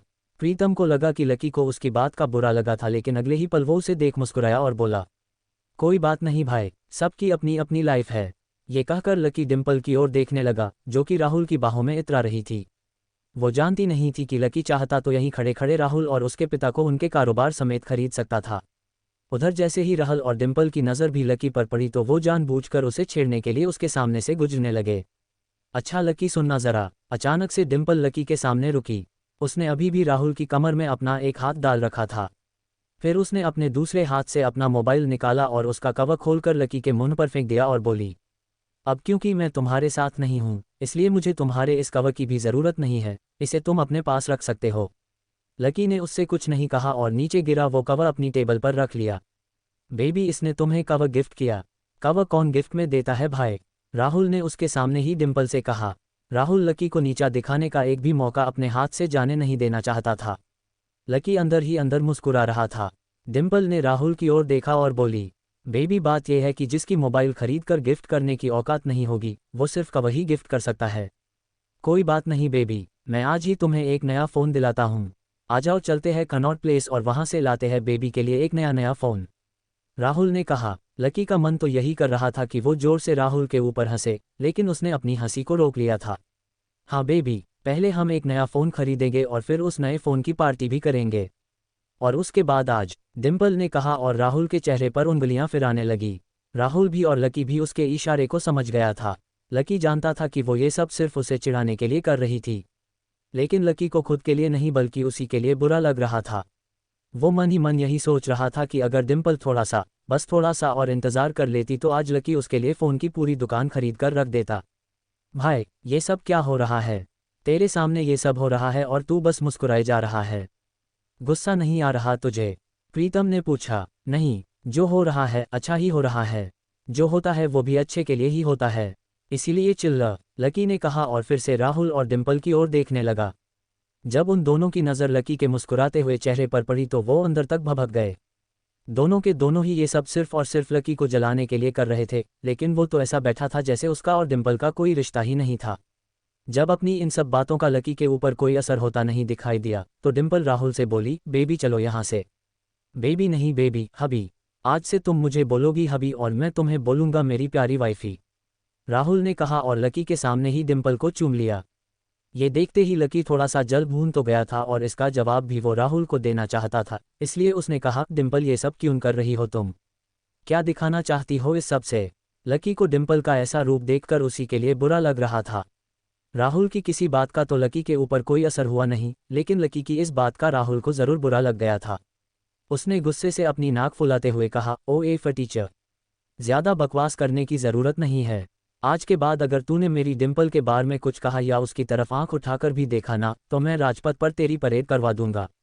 रहने दे भाई, उसकी ज़रूरत नहीं पड़ेगी। मैं खराब चीज़ ना तो देखता हूँ और ना ही उसके बारे में बात करता हूँ, लकी ने कहा और फिर से प्रीतम की ओर देखकर हंसने लगा। जिस तरह से लकी आज राहुल के मुंह पर जवाब फेंक कर मार रहा था, प्रीतम को विश्वास ही नहीं हो रहा था कि ये वही लकी है जो उसका दोस्त हुआ करता था। उधर राहुल उसका जवाब सुनकर गुस्से से लबरेज हो गया था। वो लकी को सबक सिखाने के लिए अपना घूंसा तानकर उसकी दिशा में बढ़ ही रहा था कि इतने में पीछे से एक लड़की की आवाज़ आए, डिम्पल। सब लोगों ने फिर से उस आवाज़ की ओर देखा।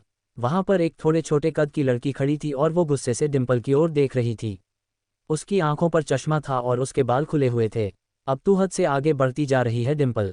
लकी जैसे लड़के को छोड़कर तू इस एक नंबर के लफंगे लड़के के साथ लगी पड़ी है।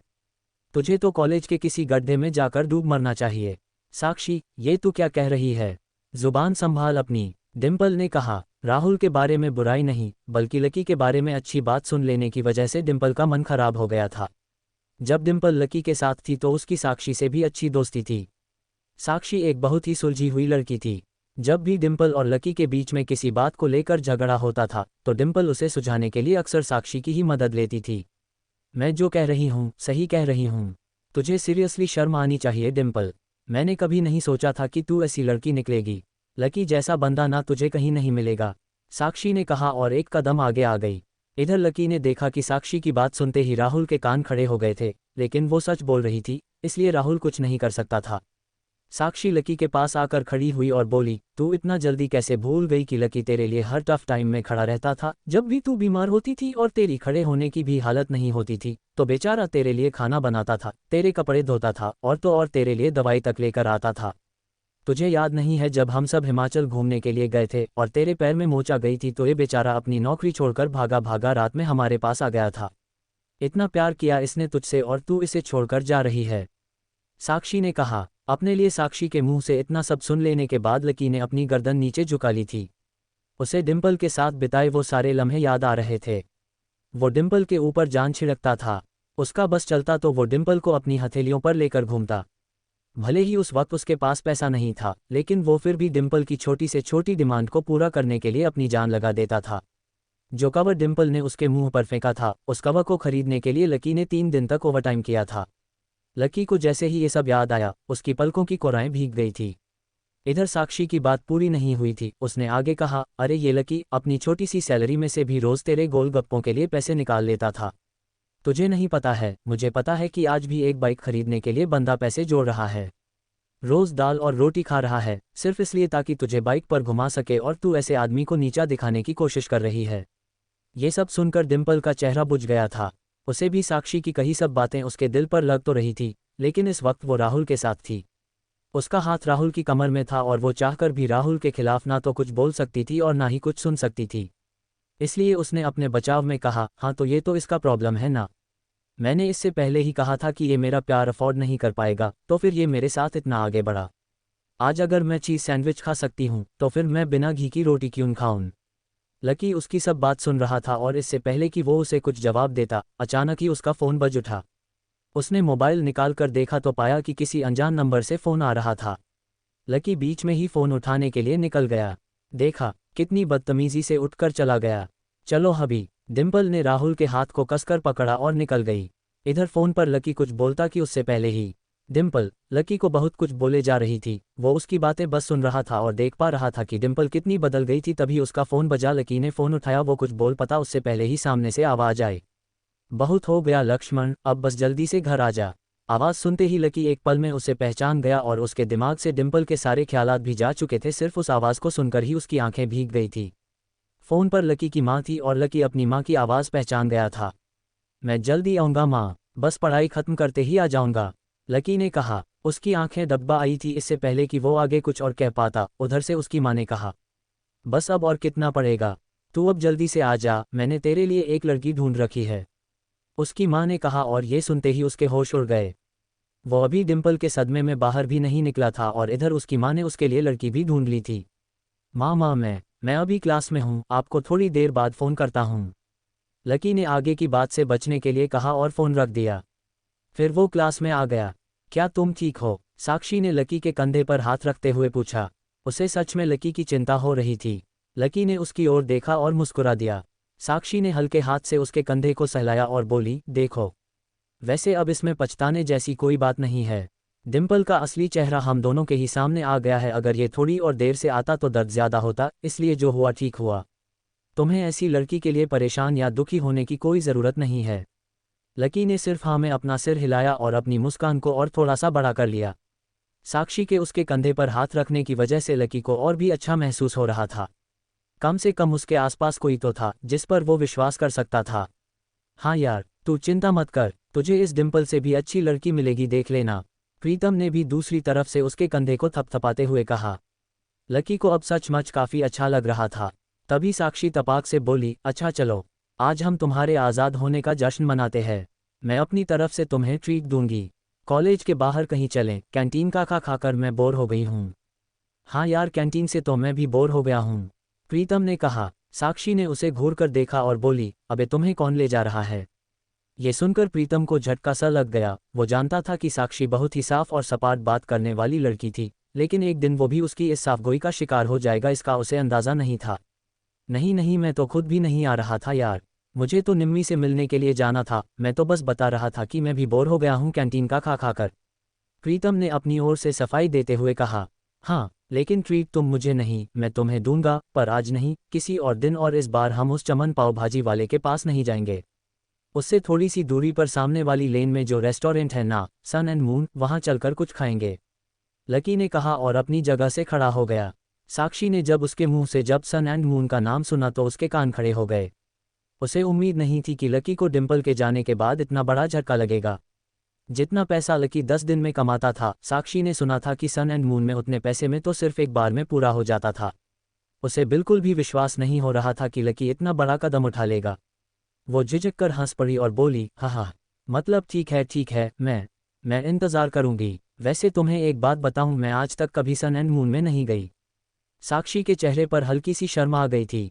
साक्षी को लग रहा था कि लकी सिर्फ जज्बात में बहकर ये बात बोल रहा है कि वो उसे सन एंड मून में ट्रीट देने वाला था, लेकिन उसे मालूम नहीं था कि वो साक्षी को जिंदगी भर भी अगर वहाँ खिलाता तो भी उसकी जायदाद पर कोई असर नहीं होने वाला था।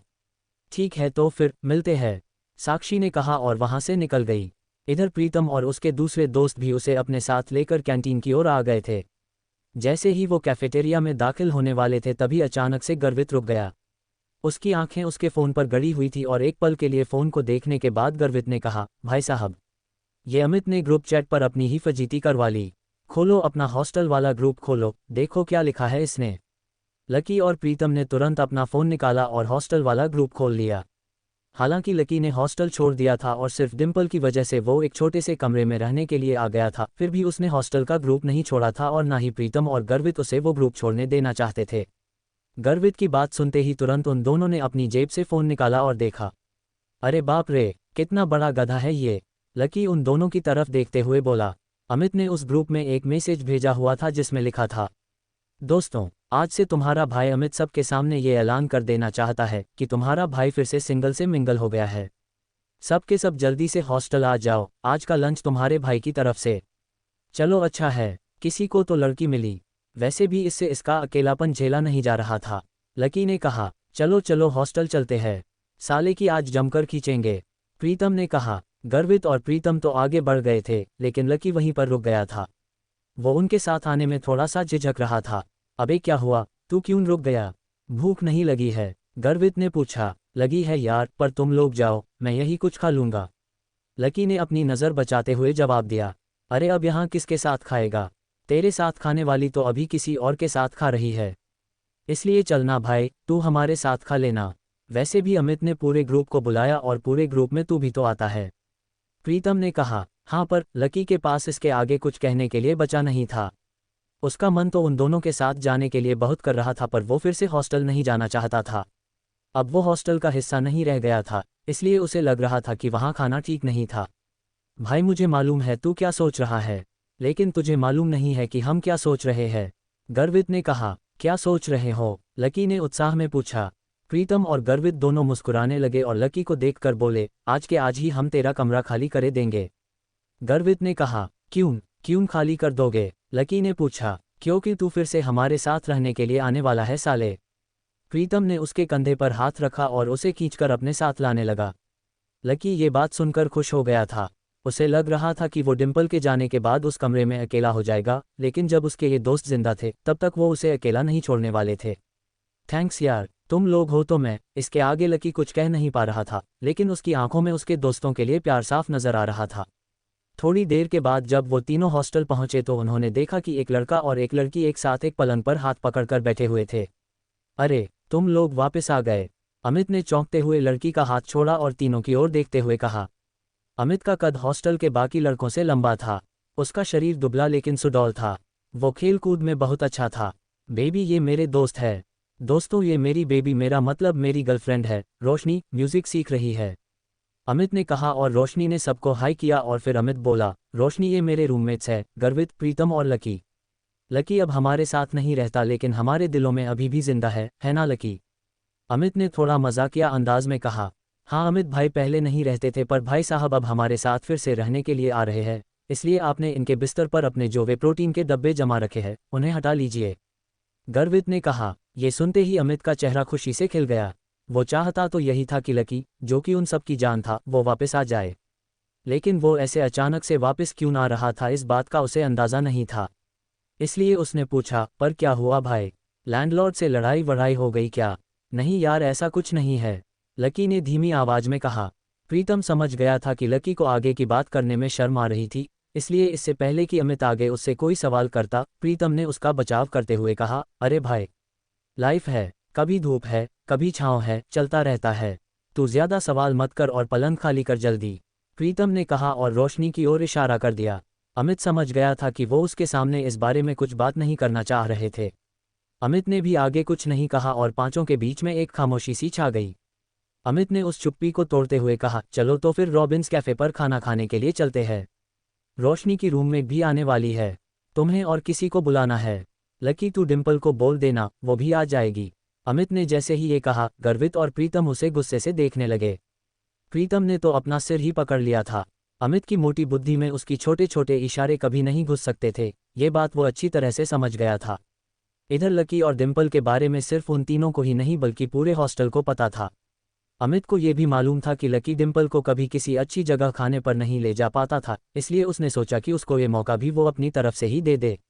अब इससे पहले कि प्रीतम लकी की घाव को ढंकने की कोशिश करता, उसने खुद उसे कुरेदते हुए कहा, अमित, मैं और डिम्पल अब साथ में नहीं है यार।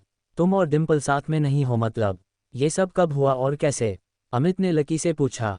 उसका मुंह सवाल पूछने के बाद भी खुला का खुला ही रह गया था। अब हो गया तो हो गया ना यार, सब आज ही जानना है क्या तेरे को? गर्वित ने उसे थोड़ा सा फटकारते हुए कहा। अमित समझ गया था कि इस बारे में बात करने के लिए ये सही मौका नहीं था। अमित, हमें निकलना चाहिए यार, मेरी रूममेट्स का मैसेज आया है कि वो लोग निकल चुकी है। वो पहले से ही बहुत भूखी है और अगर हमने उन्हें वेट करवाया तो वो मुझे ग्रिल करेंगी। रोशनी ने कहा। हाँ, अब अगर ऐसा है तो प्रीतम जी, गर्वित जी और लकी जी, आप अपने अपने कपड़े बदलो। प्रीतम, तू लकी को कुछ बढ़िया सा दे देना, और प्लीज़ सब लोग जल्दी तैयार हो जाओ, हम लोग बाहर इंतज़ार कर रहे हैं। अमित ने कहा और रोशनी का हाथ थामकर वो बाहर आ गया। इधर प्रीतम ने कमरे का दरवाज़ा बंद कर लिया था। अमित और रोशनी कमरे के बाहर खड़े थे।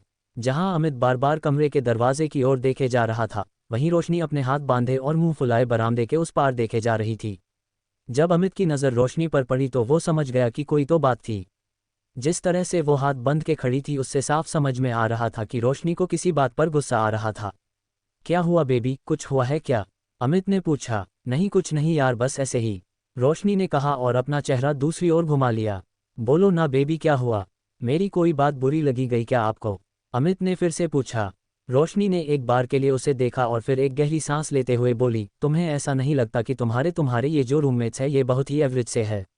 मतलब तुम खुद देखो ना गर्वित की शक्ल अच्छी है, ना प्रीतम की पर्सनैलिटी में कोई अपील है, और चलो लकी फिर भी थोड़ा बहुत अच्छा लगता है, लेकिन वो जिस तरह से रहता है और जिस तरह के कपड़े पहनता है, उससे साफ दिखता है कि उसकी जेब टाइट है।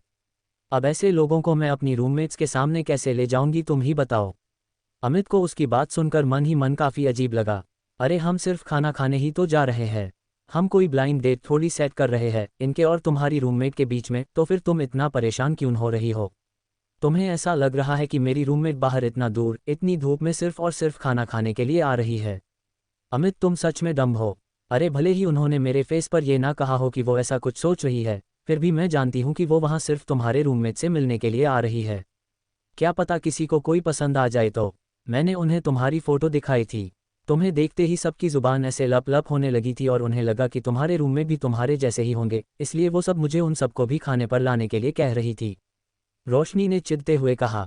हाँ बेबी सॉरी, मुझसे गलती हो गई, मैंने तुम्हें बताया ही नहीं कि मेरे सारे रूममेट बायोलॉजी सेक्शन से है। अमित ने कहा। असल में वो था सपोर्ट कोटा से, लेकिन वहाँ पर जगह नहीं थी इसलिए उसे लकी की डॉर्मेटोरी में शिफ्ट कर दिया गया था। अब इसमें मैं क्या करूँ? तुम ये सब मुझे अब बता रहे हो। एक काम करती हूँ, मैं लंच कैंसिल कर देती हूँ, बोल दूंगी अमित का ट्रेनिंग सेशन शुरू हो गया है। रोशनी ने फिर से चिढ़ते हुए कहा। अरे नहीं यार नहीं, प्लीज़ ऐसा मत करो, अमित ने उसके आगे हाथ जोड़ते हुए कहा। अगर ऐसा हो जाता तो प्रीतम और गर्वित उसकी नाक में दम कर देते। वो दिखता पहलवान सा था लेकिन उसे इन दोनों से बहुत डर लगता था। तो फिर ठीक है, अब वहाँ इनके साथ जो कुछ भी हो उसके लिए तुम मुझे ब्लेम मत करना प्लीज़, रोशनी ने कहा। और इससे पहले अमित उससे आगे कुछ कह पाता, रोशनी का फ़ोन बज उठा था। हेलो, हाँ कोयल, अच्छा तुम लोग पहुँच गए, हाँ हाँ, इतनी भी जल्दी क्या है, जब तुम मिलोगी तो खुद ही देख लेना। अच्छा, तुम्हारे सिर में चोट? अच्छा अच्छा, ठीक है, हम बस आ रहे हैं, रोशनी ने कहा और फ़ोन रख दिया। ये कोयल वही थी जो आज सुबह ही लकी से बैंक में टकराई थी।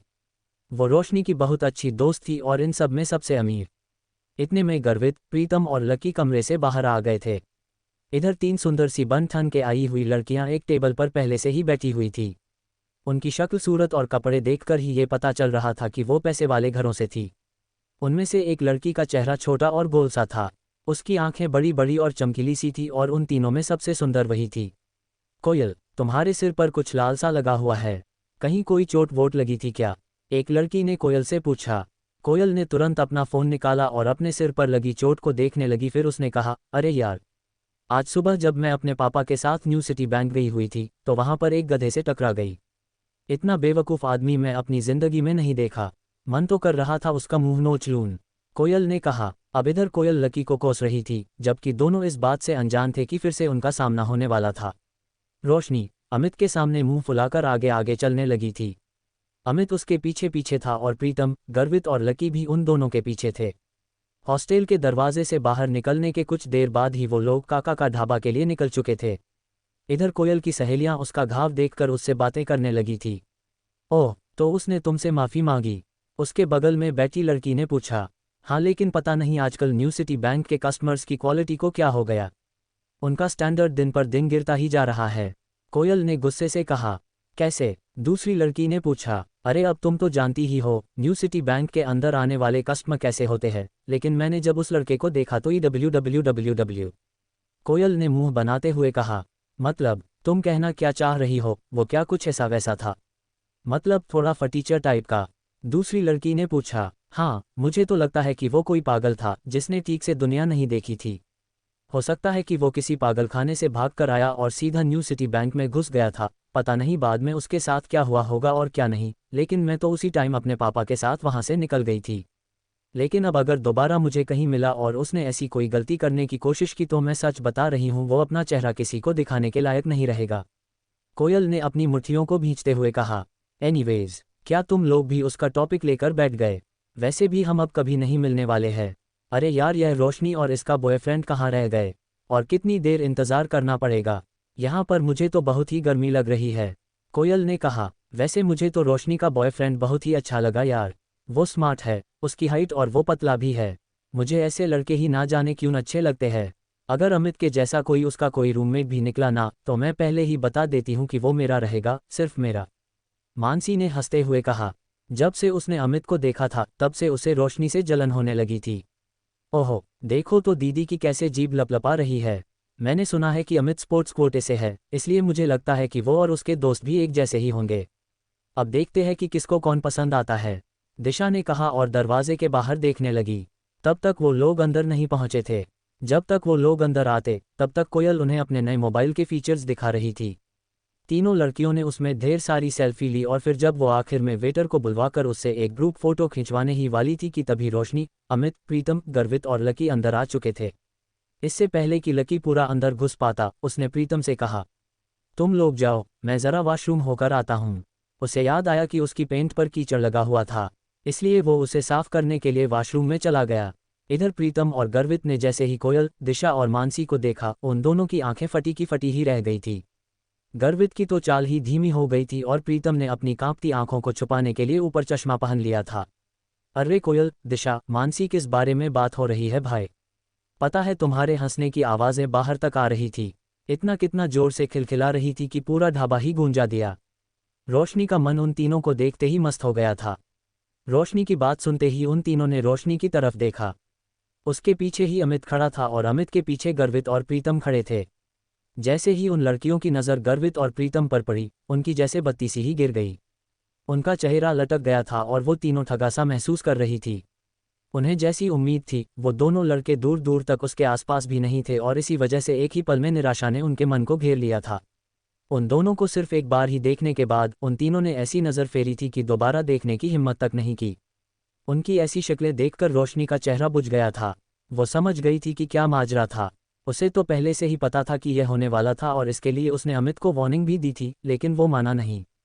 अपनी सहेलियों की बुझी हुई शक्लें देखने के बाद रोशनी ने अमित को गुस्से से घूर कर देखा। अमित के पास सिवाय मुस्कुराने के और कोई चारा नहीं था, लेकिन आज पहली बार उसे भी अपने दोस्तों पर शर्म आ रही थी। चलो चलो बैठते हैं, अमित ने सिचुएशन को थोड़ा सा नॉर्मल करने के लिए कहा और आगे बोला। प्रीतम, तुम दिशा के बगल में बैठ जाओ और गर्वित, तुम उधर मानसी के पास चले जाओ, अमित ने कहा। प्रीतम दिशा की ओर बढ़ ही रहा था, लेकिन उससे पहले ही दिशा उठकर मानसी के बगल में बैठ गई थी। उसकी इस हरकत से यह बात साफ हो गई थी कि वो प्रीतम को ना तो पसंद करती थी और ना ही उसके साथ बैठना चाहती थी। अमित ने जैसे ही ये देखा, वो मारे शर्म के पानी पानी हो गया। उसे अपने दोस्तों के लिए बहुत बुरा लग रहा था। वो यही सोच रहा था कि इससे तो अच्छा वो खाने का प्रोग्राम कैंसिल ही कर देता, लेकिन अब तो वो आ गए थे और इसीलिए खाना खाना ज़रूरी था। इधर दिशा और मानसी ने अपने अपने फ़ोन निकालकर सोशल मीडिया चलाना शुरू कर दिया था। उस टेबल पर कुल 4 लकड़ी के स्टूल लगे हुए थे और एक स्टूल पर 2 लोग बैठे थे। दिशा और मानसी एक स्टूल पर बैठ गए थे, प्रीतम और गर्वित एक पर बैठ गए थे, अमित और रोशनी एक स्टूल पर बैठ गए, लेकिन कोयल अकेली बैठी थी। कोयल को अकेले देखकर अमित और रोशनी दोनों ही चौंक गए थे। कोयल उन सब लड़कियों में सबसे सुंदर थी और साथ ही वो सबसे चूजी भी थी। उसके पिता के पास खूब पैसा था और इसीलिए उसे ऐसी वैसी चीज़ पसंद नहीं करती थी। अब ऐसे में अगर लकी कोयल के पास बैठता तो फिर क्या होता। ना कोयल को पता था कि उसके पास लकी बैठने वाला था और ना ही लकी को पता था कि कोयल के पास ही उसकी सीट खाली थी। भले ही लकी उतना खराब नहीं दिखता था जितने उसके बाकी के दोस्त दिखते थे, लेकिन उसके कपड़े उसकी पर्सनैलिटी की मट्टी पलित करने में लगे हुए थे। अरे अरे जल्दी खाने को कुछ मंगवाओ, बहुत भूख लगी है, अमित ने उन सब के बीच पसरे सन्नाटे को चीरते हुए कहा। लेकिन रोशनी का गुस्सा अभी तक शांत नहीं हुआ था और उसने अमित को फिर से घूर कर देखा। लेकिन तब तक इधर दिशा और मानसी ने मेन्यू उठा लिया था और मोबाइल से अपनी नज़र हटाकर मेन्यू में घुसा ली थी। इतने में कोयल ने अपने बालों को ठीक करते हुए अमित से पूछा, अमित, रोशनी तो बता रही थी कि तुम्हारे साथ 2 नहीं 3 लड़के आने वाले थे, तो फिर वो तीसरा लड़का कहाँ है? कोयल ने जिस तरह से यह सवाल किया था, उसे सुनकर तो यही लग रहा था कि प्रीतम और गर्वित को देख लेने के बाद भी उसे अभी थोड़ी सी उम्मीद बाकी थी, लेकिन उसे पता नहीं था कि वो तीसरा लड़का उसके लिए बम बनकर आने वाला था। मम, वो तीसरा वाला अभी बाथरूम गया हुआ है, वो जल्दी ही आता होगा, अमित ने तुरंत जवाब देते हुए कहा। जैसे ही उसने अपनी बात खत्म की थी, ठीक उतनी ही देर में लकी बाथरूम से निपटकर वहां आ गया था। अमित अपनी जगह से थोड़ा सा उठा और उसने लकी की तरफ हाथ हिलाते हुए कहा, ओए लकी, इधर देख भाई, इधर इधर आजा। जैसे ही कोयल, दिशा और मानसी ने अमित की आवाज़ सुनी, वो सभी लकी की ओर देखने लगी।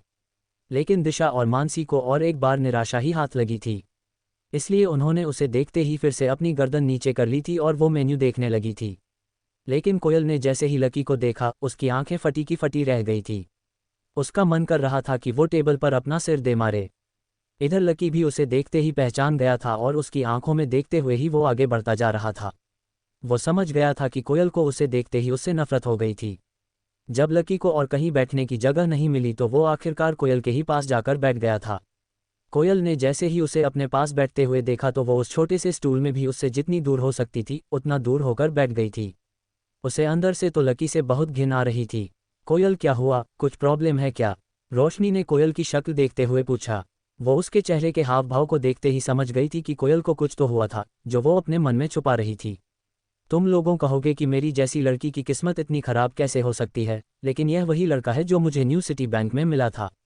अरे बाप रे, ये वही लड़का है? दिशा ने पूछा। इसको देखकर तो ऐसा ही लग रहा है कि इसने वही कपड़े पहने हुए हैं जैसे तुमने इसे बैंक में पहने हुए देखा था, मानसी ने कहा और दोनों ही लकी को ऊपर से नीचे तक देखने लगी।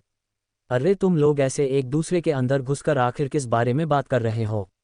रोशनी ने पूछा। उसे समझ में नहीं आ रहा था कि अचानक ही लकी के आने से ऐसा हो गया था जो उस टेबल पर बैठी बाकी की लड़कियां भी कुछ कुछ बात करने लगी थी।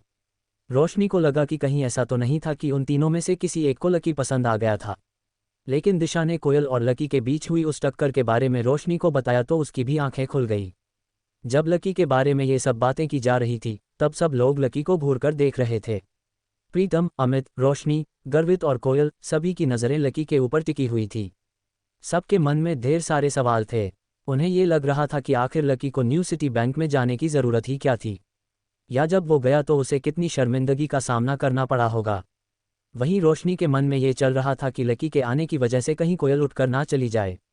वो जानती थी कि कोयल कितनी चूजी थी और इतना सब हो जाने के बाद तो वो लकी के साथ एक ही स्टूल पर खाना तो नहीं ही खा सकती थी। इधर कोयल ने एक ठंडी सी मुस्कान के साथ रोशनी को देखा और बोली, रोशनी तुम अपने बॉयफ्रेंड के साथ मज़े करो, मुझे थोड़ा सा काम है इसलिए मैं जा रही हूँ, बाय। कोयल ने कहा और बिना किसी की इजाज़त का इंतज़ार किए वो वहाँ से उठ गई। रोशनी को पहले से ही मालूम था कि ऐसा कुछ होने वाला था, फिर भी उसने कोयल को रोकने की कोशिश की लेकिन वो नहीं रुकी। रोशनी का गुस्से भरा चेहरा देखकर इधर अमित अपने आप को कोस रहा था कि आखिर वो इन लोगों को अपने साथ लेकर ही क्यों न आया था। लकी ने जब देखा कि सारी गड़बड़ उसकी वजह से हो रही थी और कोयल लगभग दरवाजे तक पहुंच ही गई थी, तो वो जोर से चिल्लाया और बोला, रुको। उसकी आवाज़ सुनते ही सब चौंक गए थे। कोयल भी जाते जाते एक सेकंड के लिए दरवाजे पर ही रुक गई थी। लकी को अंदर ही अंदर बहुत बुरा लग रहा था। एक तो उसे यह बात चुभ रही थी कि आज उसकी वजह से कोयल को वहां से भूखे उठकर जाना पड़ रहा था, और दूसरी बात उसे यह खल रही थी कि उसके आसपास की दुनिया और यश के आसपास के लोग सिर्फ और सिर्फ पैसे के ही पीछे पागल थे। इससे पहले कि कोयल दरवाजे के बाहर निकल पाती, लकी ने उसे आवाज़ देते हुए कहा।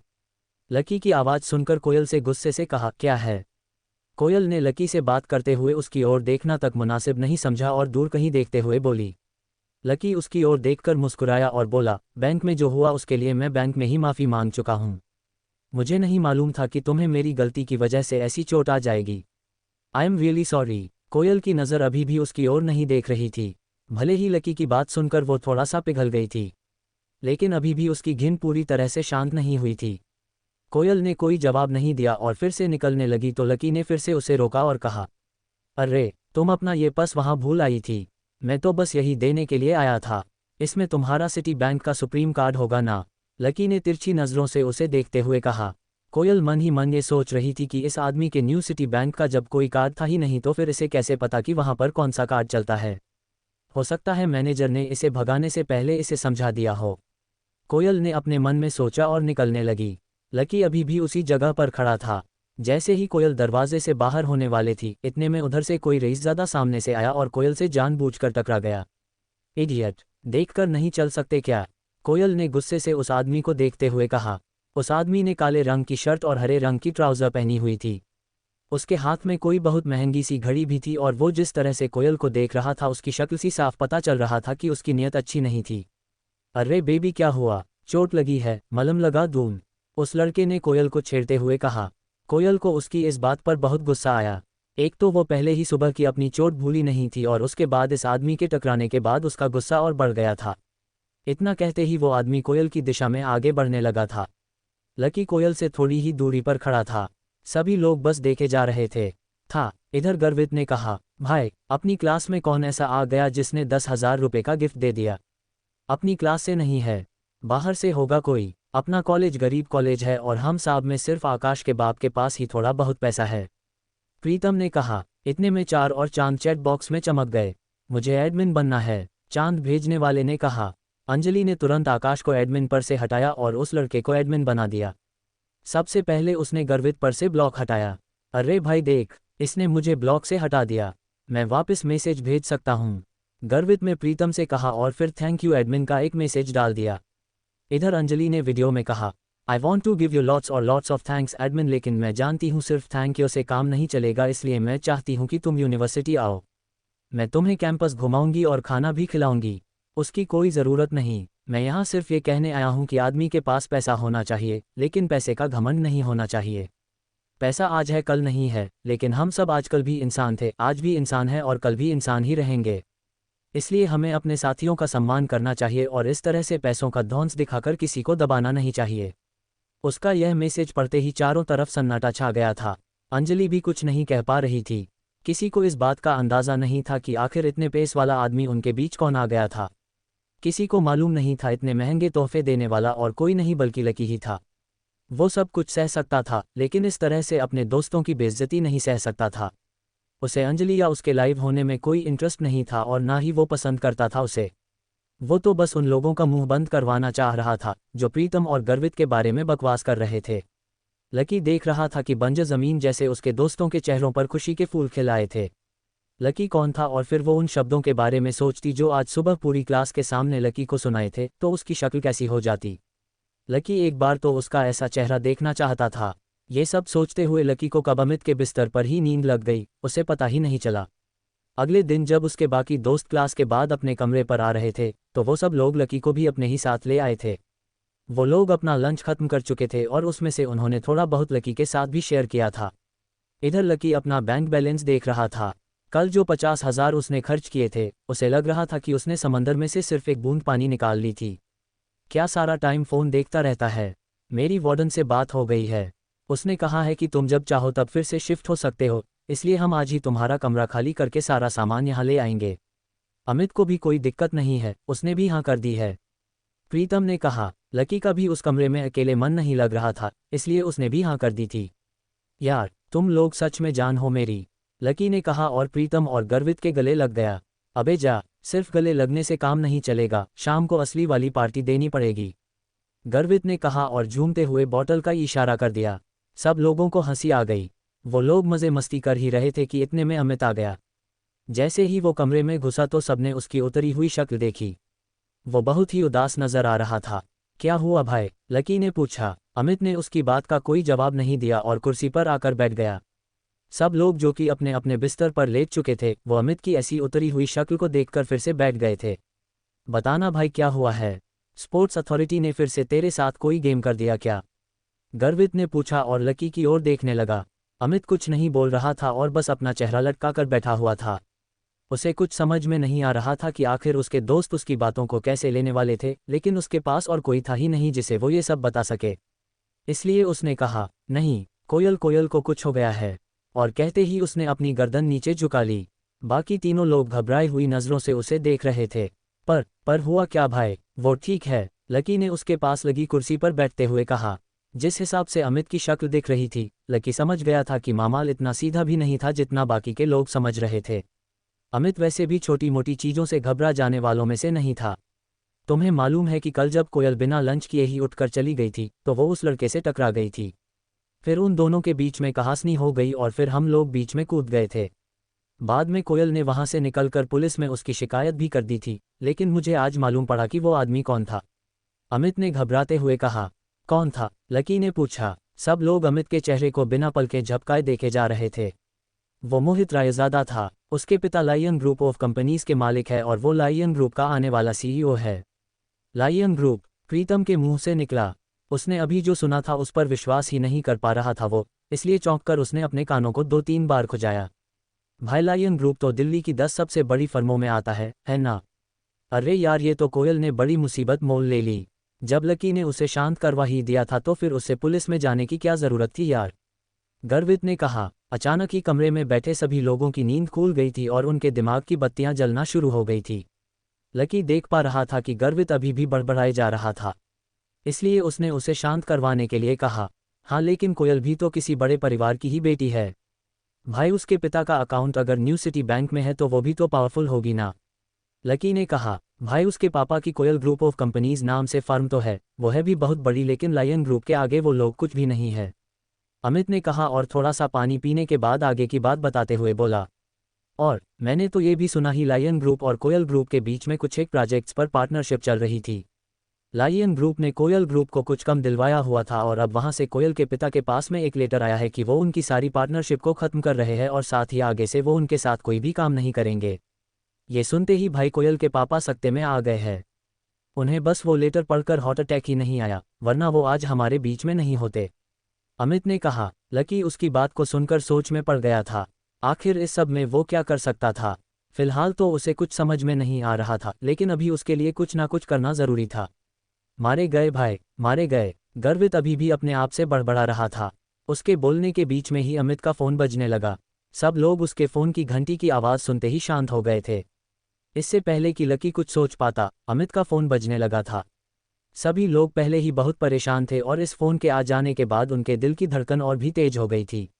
अमित ने डरते हुए अपनी जेब से फ़ोन निकाला और स्क्रीन पर देखने लगा। वो फ़ोन रोशनी का था। वो समझ गया था कि ज़रूर कोई बात थी। उसने अपने दोस्तों को देखा और फिर रोशनी का फ़ोन उठाया। हाँ बेबी, ठीक है, मैं अभी आ रहा हूँ, अमित ने कहा और फ़ोन रख दिया। क्या हो गया भाई? लकी ने पूछा। यार, कोयल को उसके पिता ने अभी थोड़ी देर पहले फ़ोन किया था। वो कह रहे थे कि भले ही गलती मोहित की थी, लेकिन फिर भी कोयल को उसके सामने झुकना पड़ेगा। सामने वालों ने ये शर्त रखी है कि वो इस मामले को तभी रफा दफा करेंगे जब कोयल एक रात के लिए मोहित के साथ। छी यार, अमित को आगे की बात कहने में काफ़ी शर्म महसूस हो रही थी। लकी ने सोचा भी नहीं था कि मोहित इस हद तक नीचे गिर जाएगा। लकी ने अपना सिर पकड़ रखा था और आगे अमित ने कहा, मैं पहले ही मोहित के बाप क्रांति रायजादा को जानता हूँ। जो भी उससे उलझने की कोशिश करता है वो उसे इतनी आसानी से छोड़ता नहीं है। उसके ऊपर ना जाने कितने सारे मर्डर के चार्जेस भी लगे हुए हैं, पर फिर भी वो आराम से बाहर घूम रहा है। अगर मुझे पता होता कि वो क्रांति रायज़ादा का बेटा है मोहित, तो हम पूरे मामले को अलग तरह से डील करते। अच्छा, अगर कोयल मना कर दे तो? लकी ने पूछा। वो मना नहीं कर सकती। अगर उसने मना कर दिया तो उसके पापा की कंपनी रातों रात बिक जाएगी और उनका पूरा परिवार सड़क पर आ जाएगा भाई, सोच। अमित ने कहा। पर ये तो कोई बात नहीं हुई। सिर्फ इसलिए कि कोयल एक लड़की है, उसे इतना कुछ फेस करना पड़ेगा। उसके पापा ने बोलने से पहले एक भी बार सोचा नहीं। कोई बाप अपनी ही बेटी के साथ ऐसा कैसे कर सकता है यार? लकी ने कहा। अरे यह बड़े लोग होते ही ऐसे है। इन्हें अपनी फैमिली से ज़्यादा अपना बिजनेस प्यारा होता है। और वो दोनों बाप बेटे एक नंबर के बदमाश है। कल देखा नहीं था कि वो उसे कैसे घूर कर देख रहा था। कोई उनका कुछ बिगाड़ भी नहीं सकता यार। गर्वित ने दीवार पर मुक्का मारते हुए कहा। इस वक्त किसी को भी यह समझ में नहीं आ रहा था कि आखिर करना क्या था, बस सब लोगों को इस वक्त कोयल की चिंता सता रही थी। मेरे हिसाब से अब और बातें करने से कोई फ़ायदा नहीं है। हमें अभी के अभी रोशनी के हॉस्टल चलना चाहिए और कोयल को बचाने के लिए कोई तरकीब निकालनी चाहिए, लकी ने कहा। अमित और बाकी लोगों को भी उसकी बात ठीक लगी। वो तुरंत उठे और हॉस्टल से बाहर निकल आए थे। वो लोग 5 मिनट में उसके हॉस्टल पर पहुंच गए थे। अमित बाकी तीनों को लेकर तीसरी मंजिल पर चला गया जहां पर रोशनी का कमरा था। अमित जैसे ही वहां पहुंचा उसने दरवाजे को धक्का दिया। दरवाज़ा खुल गया और वो तीनों अंदर दाखिल हो गए। लकी ने देखा कि दिशा, मानसी और रोशनी कोयल को उसके पलंग पर घेर कर बैठे हुए थे। कोयल अपने घुटनों को मोड़कर सहमी सी पलंग के कोने पर अपनी पीठ टिकाए बैठी हुई थी। लकी ने देखा कि उसकी आंखों में आज रात की कल्पना का डर साफ नजर आ रहा था। उसके गाल पर पहले से ही आंसुओं की लकीर खींची हुई थी, पर उसके आंसू थे कि थमने का नाम ही नहीं ले रहे थे। कैसी है कोयल अब? अमित ने अंदर दाखिल होते ही रोशनी से पूछा। रोशनी ने अमित को खींचा और बाकी सब लोग भी उन दोनों के साथ दरवाजे के पास चले गए। फिर रोशनी ने एक बार और कोयल को देखा। वो परेशान सी पलंग पर बैठी हुई थी। उसके बाद रोशनी ने अमित को देखा और फुसफुसा कर बोली। कोयल के पिता ने कोयल की गलती ना होने के बाद भी उसे बहुत डांटा और खूब सुनाया। वो पिछले 3 घंटे से बैठकर रो रही है और फिर भी उसके पिता यही चाहते हैं कि वो आज रात मोहित के ही साथ बिताए। रोशनी के मुंह से यह बात सुनते ही गर्वित को गुस्सा आ गया और उसने अमित से गुस्से में कहा, ये किस तरह का बाप है यार? यार मुझे लगता है कि उसके पिताजी भी बहुत बड़ी मजबूरी में फंस गए हैं। कंपनी उनकी अकेले की नहीं है, बल्कि उसमें 7-8 पार्टनर्स हैं और वो सब उसके पापा को धमकी दे रहे हैं कि अगर उसके पापा ने कोयल को नहीं भेजा तो वो उन्हें और उनकी बेटी को जान से मार देंगे। उसके पापा ने मुझे भी फ़ोन किया था और बोले कि तुम कोयल का ध्यान रखना। वो इस दौरान कोई ना कोई रास्ता निकालने की कोशिश कर रहे हैं ताकि कोयल को इन सब चीज़ों से बाहर निकाल सके, रोशनी ने परेशान होते हुए कहा। इसके बाद वो सब लोग आकर कोयल के पास बैठ गए थे। लकी उसके पलंग से थोड़ी दूर एक कोने में खड़ा होकर उसे देख रहा था। कोयल देखो, रोने से तो कुछ नहीं होगा। अब हम लोग आ गए हैं तो हम सब मिलकर कोई ना कोई रास्ता ज़रूर निकाल देंगे, अमित ने उसे चुप करवाने की कोशिश करते हुए कहा। लेकिन कोयल के ऊपर उसकी इन बातों का कोई असर नहीं हो रहा था। उसके आंसू खत्म ही नहीं हो रहे थे। लकी को भी उसे देखकर बहुत बुरा लग रहा था। भले ही उसने उसके साथ कुछ भी किया हो, लेकिन लकी कोयल को ऐसे रोता हुआ देख नहीं सकता था। गर्वित से उसके आंसू देखे नहीं जा रहे थे, इसलिए उसने जोश जोश में अपनी जेब से फ़ोन निकाला और बोला, अभी 100 नंबर पर फ़ोन लगाओ, बुलाओ पुलिस को अभी के अभी। उसकी कोई ज़रूरत नहीं है, उससे कुछ होना भी नहीं है, कोयल ने अपना घुटनों में गड़ा चेहरा ऊपर उठाते हुए कहा। लकी ने देखा कि रोने की वजह से उसकी आंखें लाल पड़ गई थी और साथ ही उनमें सूजन भी आ गई थी। लकी यह भी देख पा रहा था कि कल कोयल की आंखों में जो अकड़ उसे नजर आ रही थी आज वो गायब हो गई थी। उसको ऐसे लाचार होते हुए देख उसका भी मन उदास हो गया था। वैसे वो इस तरह से उन्हें आज देख भी नहीं सकती थी। आखिर वो उसी की मदद करने के लिए तो यहाँ आए थे। मानसी ने कोयल को एक टिश्यू दिया। उसने उससे अपनी नाक पोंछी और आंसू भरी आंखों से अमित की ओर देखकर बोली, पुलिस को फ़ोन करने से कोई फ़ायदा नहीं है। अगर हमने उन्हें बुलाया न तो मामला मेरे और मेरे पापा के लिए और भी बिगड़ जाएगा। क्या करूं मैं यार? कोयल जानती थी कि यह बड़े मसले थे और इसमें पुलिस उसकी कोई मदद नहीं कर सकती थी। वैसे भी पहले ही पुलिस को बुलाने और बताने की वजह से ही यह सब मुसीबत खड़ी हो गई थी। अब अगर वो फिर से उसी रास्ते पर गए तो क्रांति रायज़ादा और ज़्यादा नाराज़ हो सकता था। जितना वो नाराज़ होता उतनी कोयल और उसके पिता की हालत ख़राब हो जाती। अगर किसी को फ़ोन करना है तो किसी ऐसे को करो जो मोहित और उसके बाप से भी बड़ा आदमी हो। वो ही हमारे बीच में बोलकर हमारी मदद कर सकता है। मैं भी अपने पिता से पूछता हूँ कि वो किसी ऐसे आदमी को जानते हैं या नहीं जानते हैं, अमित ने कहा और अपना फ़ोन निकालकर अपने पिता को फ़ोन करने के लिए बाहर चला गया। मैं भी पूछती हूँ, रोशनी ने कहा। दिशा और मानसी भी इसी काम में लग गए थे। हालांकि दिल ही दिल में सब लोग इस बात को जानते थे कि उनके परिवार के कॉन्टैक्ट इतने बड़े नहीं थे कि वो लायन ग्रुप के ऊपर दबाव बनवा सके, पर फिर भी वो इस वक्त कोयल का दिल बहलाने और उसे शांत करने के लिए ये सब कह रहे थे। प्रीतम और गर्वित ने कुछ नहीं कहा। उनके पास कोई कनेक्शन नहीं था। लकी, जो कि कब से चुपचाप एक कोने में खड़ा था, उसने कोयल की ओर देखा और बोला, चिंता मत करो, तुम्हारी और तुम्हारी फैमिली की प्रॉब्लम जल्द ही सॉल्व हो जाएगी। लकी के मुंह से यह बात सुनकर कोयल थोड़ा चौंक गई थी और वो उसी की ओर देखने लगी। जब वो रो रही थी तो उसे पता ही नहीं चला था कि लकी भी उसे चुप करवाने के लिए आया हुआ था। लकी को उसने अभी देखा था और देखते ही उसने अपनी नाक साफ करके उससे पूछा, तुम भी आए हो? लकी ने सिर्फ उसकी बात सुनी और जवाब में हाँ में गर्दन हिला दी। जिस तरह से वो लकी को देख रही थी, उसे लग नहीं रहा था कि वो इस वक्त उसे इस कमरे में देखना चाहती थी। कल वो भले ही उसके लिए वहां खड़ा हो गया था, लेकिन फिर भी कोयल का उसके लिए जो गुस्सा था वो पूरी तरह से शांत नहीं हुआ था। कोयल, लकी भी तुम्हारी मदद करने के लिए ही यहाँ आया है यार, वो भी वही सब सोच रहा है जो हम सब सोच रहे हैं। उसे भी तुम्हारी उतनी ही चिंता है जितनी कि हमें है। रोशनी ने लकी की ओर से जवाब देते हुए कहा, अच्छा इसे भी चिंता है। अगर कल तुम वहां नहीं आते ना, तो मुझे वहां से उठकर जाना नहीं पड़ता। ना मैं वहां से उठकर जाती और ना ही मैं जल्दबाजी में मोहित से टकराती। अगर मैं मोहित से टकराती ही नहीं और तुम फिर बीच में आकर हीरो नहीं बनते तो बताओ क्या ये सब होता? बोलो, कोयल ने लकी की ओर देखते हुए उससे पूछा। इससे पहले कि वो कुछ कह पाता, कोयल का पारा और भी गर्म हो गया था। ऐसा लग रहा था कि वो इधर उधर का सारा गुस्सा लकी पर ही निकालने की फिराक में थी और इसीलिए अगले ही पल वो अपने पलंग पर से खड़ी हुई और लकी की ओर चिल्लाते हुए बोली, निकलो, अभी के अभी मेरे कमरे में से बाहर निकलो, निकलो अभी। कोयल, ये तुम्हें क्या हो गया है? एक तो वो बेचारा तुम्हारी मदद करने के लिए यहाँ आया हुआ है और तुम हो कि उसी के ऊपर बरस रही हो। कल को अगर यह नहीं होता और वो मोहित तुम्हारे साथ होटल में बदतमीजी करता तब तुम क्या कर लेती? रोशनी ने उसे समझने की कोशिश करते हुए कहा। उसे समझ में नहीं आ रहा था कि आखिर वो अपने गुस्से का शिकार लकी को क्यों बना रही थी। जब रोशनी और कोयल के बीच में ये सब बातें चल रही थी, तब भी लकी बिल्कुल चुपचाप खड़ा था। आज फिर उसकी वजह से उन दोनों के बीच में झगड़ा हो रहा था, इसलिए वो चुपचाप दरवाजे की ओर बढ़ने लगा। अरे रुको लकी, तुम्हें जाने की ज़रूरत नहीं है। वो तो कोयल को बस थोड़ा सा गुस्सा आ रहा है, वरना और कोई बात नहीं है। वैसे भी तुम तो समझ सकते हो कि आज उसकी हालत कैसी है, लेकिन उसके चक्कर में तुम अपना मूड मत खराब करो प्लीज़। अमित ने लकी को एक कोने में ले जाकर समझाते हुए कहा। नहीं नहीं, ऐसी कोई बात नहीं है। मैं समझ सकता हूँ कि कोयल अभी थोड़ी परेशान है। मैं उसे और परेशान नहीं करना चाहता। तुम उससे जाकर कह दो कि चिंता करने की कोई बात नहीं है, अभी थोड़ी ही देर के अंदर सब कुछ ठीक हो जाएगा, लकी ने कहा और अमित के कंधे पर अपना हाथ रखकर वो दरवाजे से बाहर निकल गया। मैं आज के बाद इस लड़के की शक्ल नहीं देखना चाहती हूँ, कोयल ने अपने दांत पीसते हुए कहा और फिर अपने पलंग पर बैठ गई। फिर जब उसने देखा कि अमित उसे देख रहा था तो उसने अपना फ़ोन उठाया और बोली, मैं अभी अपने हाई स्कूल के दोस्त प्रशांत को फ़ोन करके देखती हूँ। उसके पापा भी बड़े आदमी है, क्या पता वो हमारी कुछ मदद कर सके। कोयल ने अपना फ़ोन निकाला और अपने दोस्त को फ़ोन लगाने लगी। इधर बाकी के लोग भी इधर अपने अपने फ़ोन पर ही लगे हुए थे। कोई अपने किसी अंकल को फ़ोन कर रहा था तो कोई अपनी किसी आंटी को, लेकिन उनमें से कोई भी ऐसा नहीं था जो कि कोयल की मदद कर सके। इधर लकी जब रोशनी के हॉस्टल से बाहर आया तो उसने अपना मोबाइल निकाला और एक नंबर याद करने लगा। दिमाग पर थोड़ा सा जोर देने के बाद उसे नंबर याद हो आया और उसने अपने फ़ोन में उसे डायल किया। 2-3 बार घंटी बजी और उसके बाद उधर से किसी ने फ़ोन उठा लिया था। अच्छा, तो आज घर के सबसे बड़े बेटे को इस बूढ़े की याद अभी आई है। वहाँ मेरा बच्चा 8 सालों से बाहर तड़प रहा है और यहाँ ये बूढ़ा उसके लिए परेशान होने के अलावा और कुछ कर भी नहीं पा रहा है। फ़ोन के दूसरी ओर से एक बूढ़े आदमी की आवाज़ लकी के कानों में गूंज गई।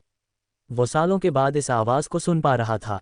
उस आवाज़ को सुनने के लिए उसके कान कब से तरस गए थे, लेकिन वो चाहकर भी उन्हें फ़ोन नहीं कर सकता था। जब तक वो गरीबी की परीक्षा को पास नहीं करता, तब तक वो उन्हें फ़ोन नहीं लगा सकता था। आज इतने सालों के बाद उनकी आवाज़ सुनी तो लकी की आंखों में आंसू उतर आए। उसका दिल भर आया था। सालों से उसे अपने इस अकेलेपन की ऐसी आदत हो गई थी कि वो भूल ही गया था कि उसका कोई परिवार भी था। उसकी आंखों में आंसू थे लेकिन वो मुस्कुरा भी रहा था। काशीनाथ जी, आप कुछ ज़्यादा ही गंभीर होकर बात नहीं कर रहे हो। आपको तो आइडिया ही नहीं है कि आपकी आवाज़ इतने सालों के बाद सुनकर मुझे कितनी खुशी हो रही है। वैसे मैं आपसे कुछ काम की बात करना चाहता इसलिए आपको फ़ोन किया है। लकी ने कहा। हाँ बताओ, ये बूढ़ा तुम्हारी क्या मदद कर सकता है? काशीनाथ जी ने पूछा। अब क्योंकि मैंने वो परीक्षा पास कर ली है तो इसका मतलब मैं परिवार के सारे अधिकारों का इस्तेमाल कर सकता हूँ ना? लकी ने पूछा। हाँ, आप परीक्षा तो परसों ही पार कर गए थे और परिवार ने आपके ऊपर से सारी बंदिशें भी उसी दिन हटा दी थी। काशीनाथ जी ने कहा, ठीक है, तो मैं क्रांति रायज़ादा जो कि लायन ग्रुप ऑफ कंपनीज के मालिक है, उनसे साफ शब्दों में कुछ कहलवाना चाहता हूँ। Lion group? ये लायन ग्रुप किसका है? काशीनाथ जी ने अपने दिमाग पर थोड़ा सा जोर देते हुए थोड़ा सा याद करने की कोशिश की, लेकिन उन्हें याद नहीं आ रहा था। दिल्ली का ही एक छोटा सा ग्रुप है, लकी ने कहा। वो जानता था अग्रवाल एंड अग्रवाल नाम का उनका ग्रुप पूरे देश में फैला हुआ था और उनके ग्रुप के आगे ये लायन ग्रुप कुछ भी नहीं था। ओ अच्छा, दिल्ली की कंपनी है। हाँ तो हो जाएगा, मैं अभी रुस्तम डांगी को फ़ोन कर देता हूँ। नॉर्थ का सारा काम वही देखता है। वैसे आप उस क्रांति रायज़ादा से कहलवाना क्या चाहते हो? काशीनाथ जी ने पूछा। उनसे ये कहना कि कोयल ग्रुप के अगेंस्ट वो जो भी एक्शन लेने का सोच रहे हैं उसे वो अभी के अभी रद्द कर दे। लकी ने कहा, ठीक है, समझ गया, आप चिंता मत कीजिए, अभी आधे घंटे में ही आपका काम हो जाएगा। काशीनाथ जी ने कहा। लकी ने फ़ोन रख दिया था। उधर कोयल ने भी अपना फ़ोन काट दिया था। उसने अपने जिस दोस्त को फ़ोन किया था उसके पिता दिल्ली के किसी बड़े से आदमी से मिलकर उसका काम करवाने वाले थे। उधर लकी की बात सुनते ही काशीनाथ जी ने रुस्तम डांगी को फ़ोन लगा दिया था और इधर कोयल के दोस्त प्रशांत के पिताजी ने भी उसकी मदद करने की ठान ली थी। प्रशांत के पिता जयेश ने कोयल की मदद करने के लिए इसलिए हाँ कर दी थी क्योंकि Delhi trade and merchant union के अध्यक्ष चेतन मित्तल उनके स्कूल के खास दोस्त थे।